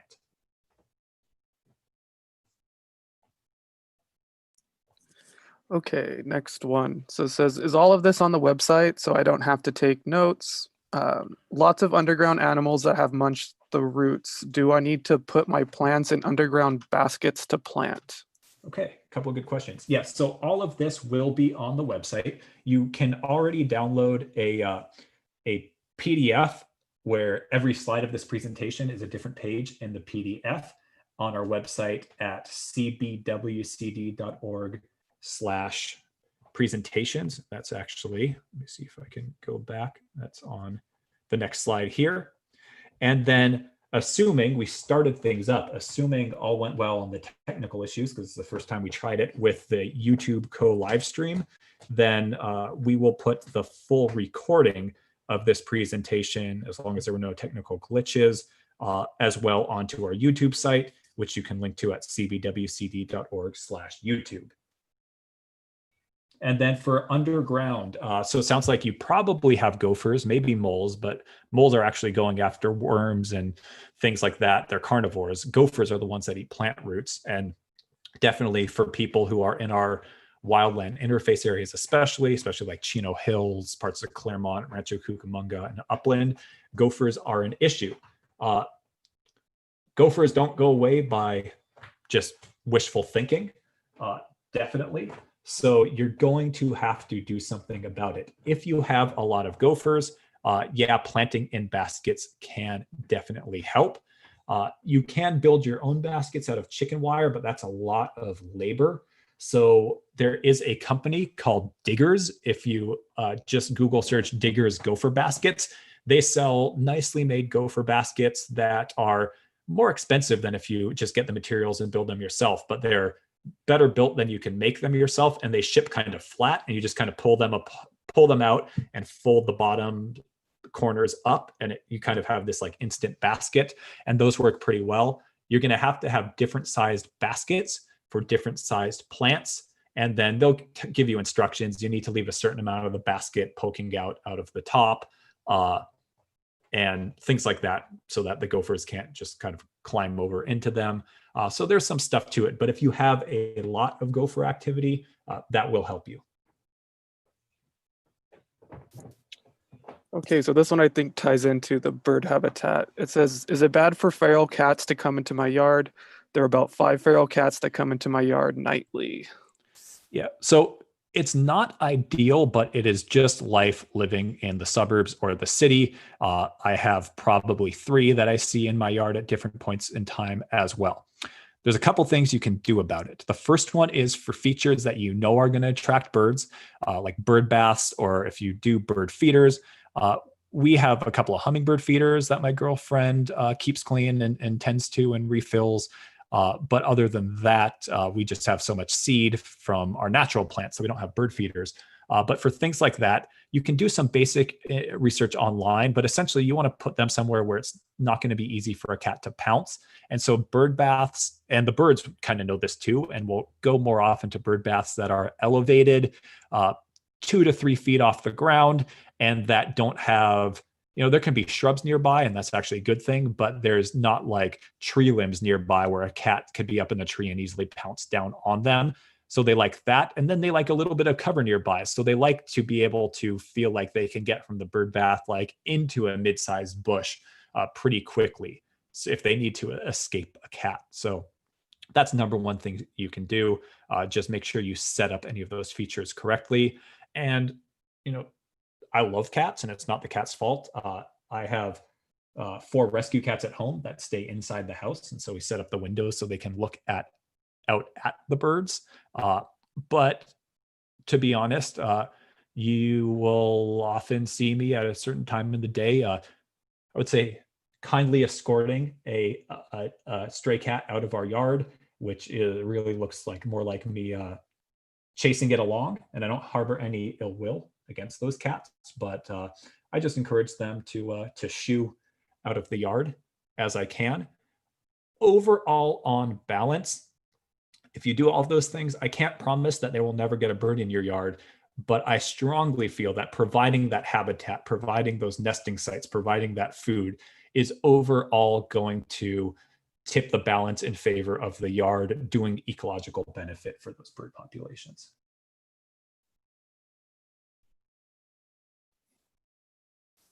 Okay, I have 2 more on the Q&A. So, talking about water or harvesting rainwater off of a driveway, what's more effective, a French drain or a speed bump?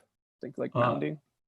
Yeah, it depends on your driveway and where things are going. In most cases, like if you are actually going to be redoing the driveway or can saw cut the driveway, and as long as you don't have a lot of leaf litter that accumulates on the driveway from like overhanging trees, a trench drain is going to be the most effective thing because it's really going to capture that water in and very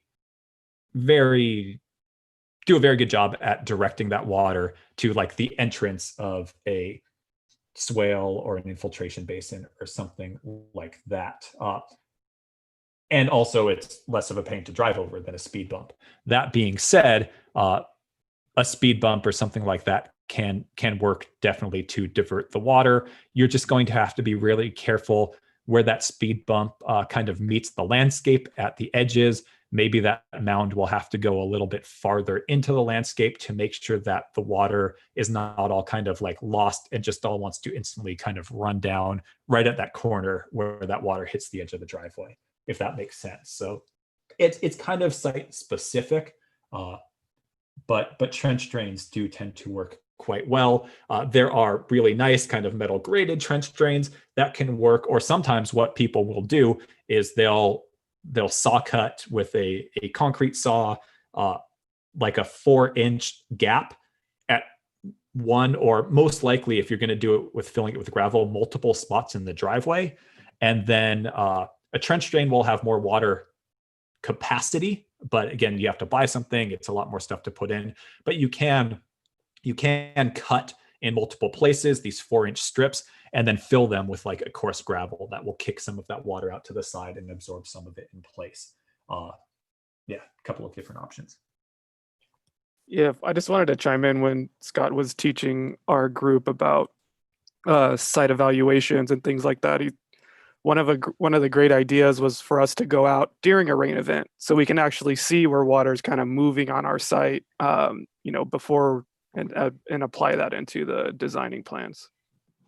Yeah, if you have the ability to do that, that's always ideal. Okay, I think one more. So they have a non-native bottle brush tree and they want to get rid of it. What's the best way to get rid of it? They said it's not a fully mature tree. What would be a good idea to cut out the roots or to leave the roots in?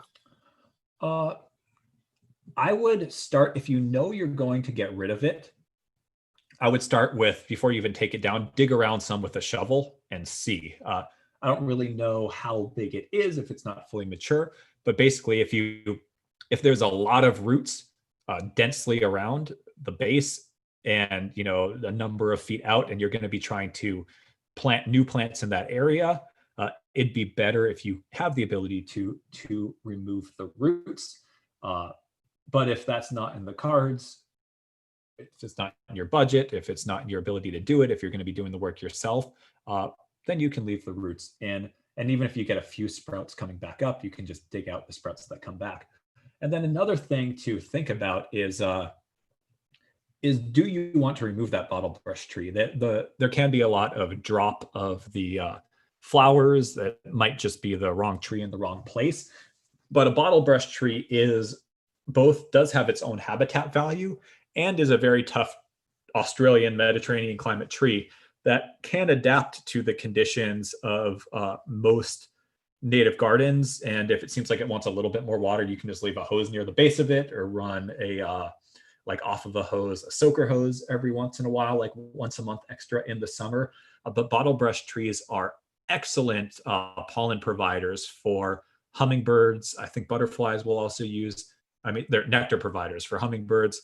I think butterflies will also use them, and certain generalist pollinators as well. So yeah, it might be something that you still want to get rid of, but it can be compatible. And one of the patio pictures I showed of an otherwise native plant garden had a beautiful bottlebrush tree in it. So it does have some value still. Okay, well, that gets us through the questions. Thank you so much for joining us for our first webinar. Hope you learned something. Please, again, if you have any other comments or feedback for us, leave it in the chat before you take off. We will read all of them. And I think there were a few other requests or questions to share. So I think I will start going through those now as well, and responding to some of those.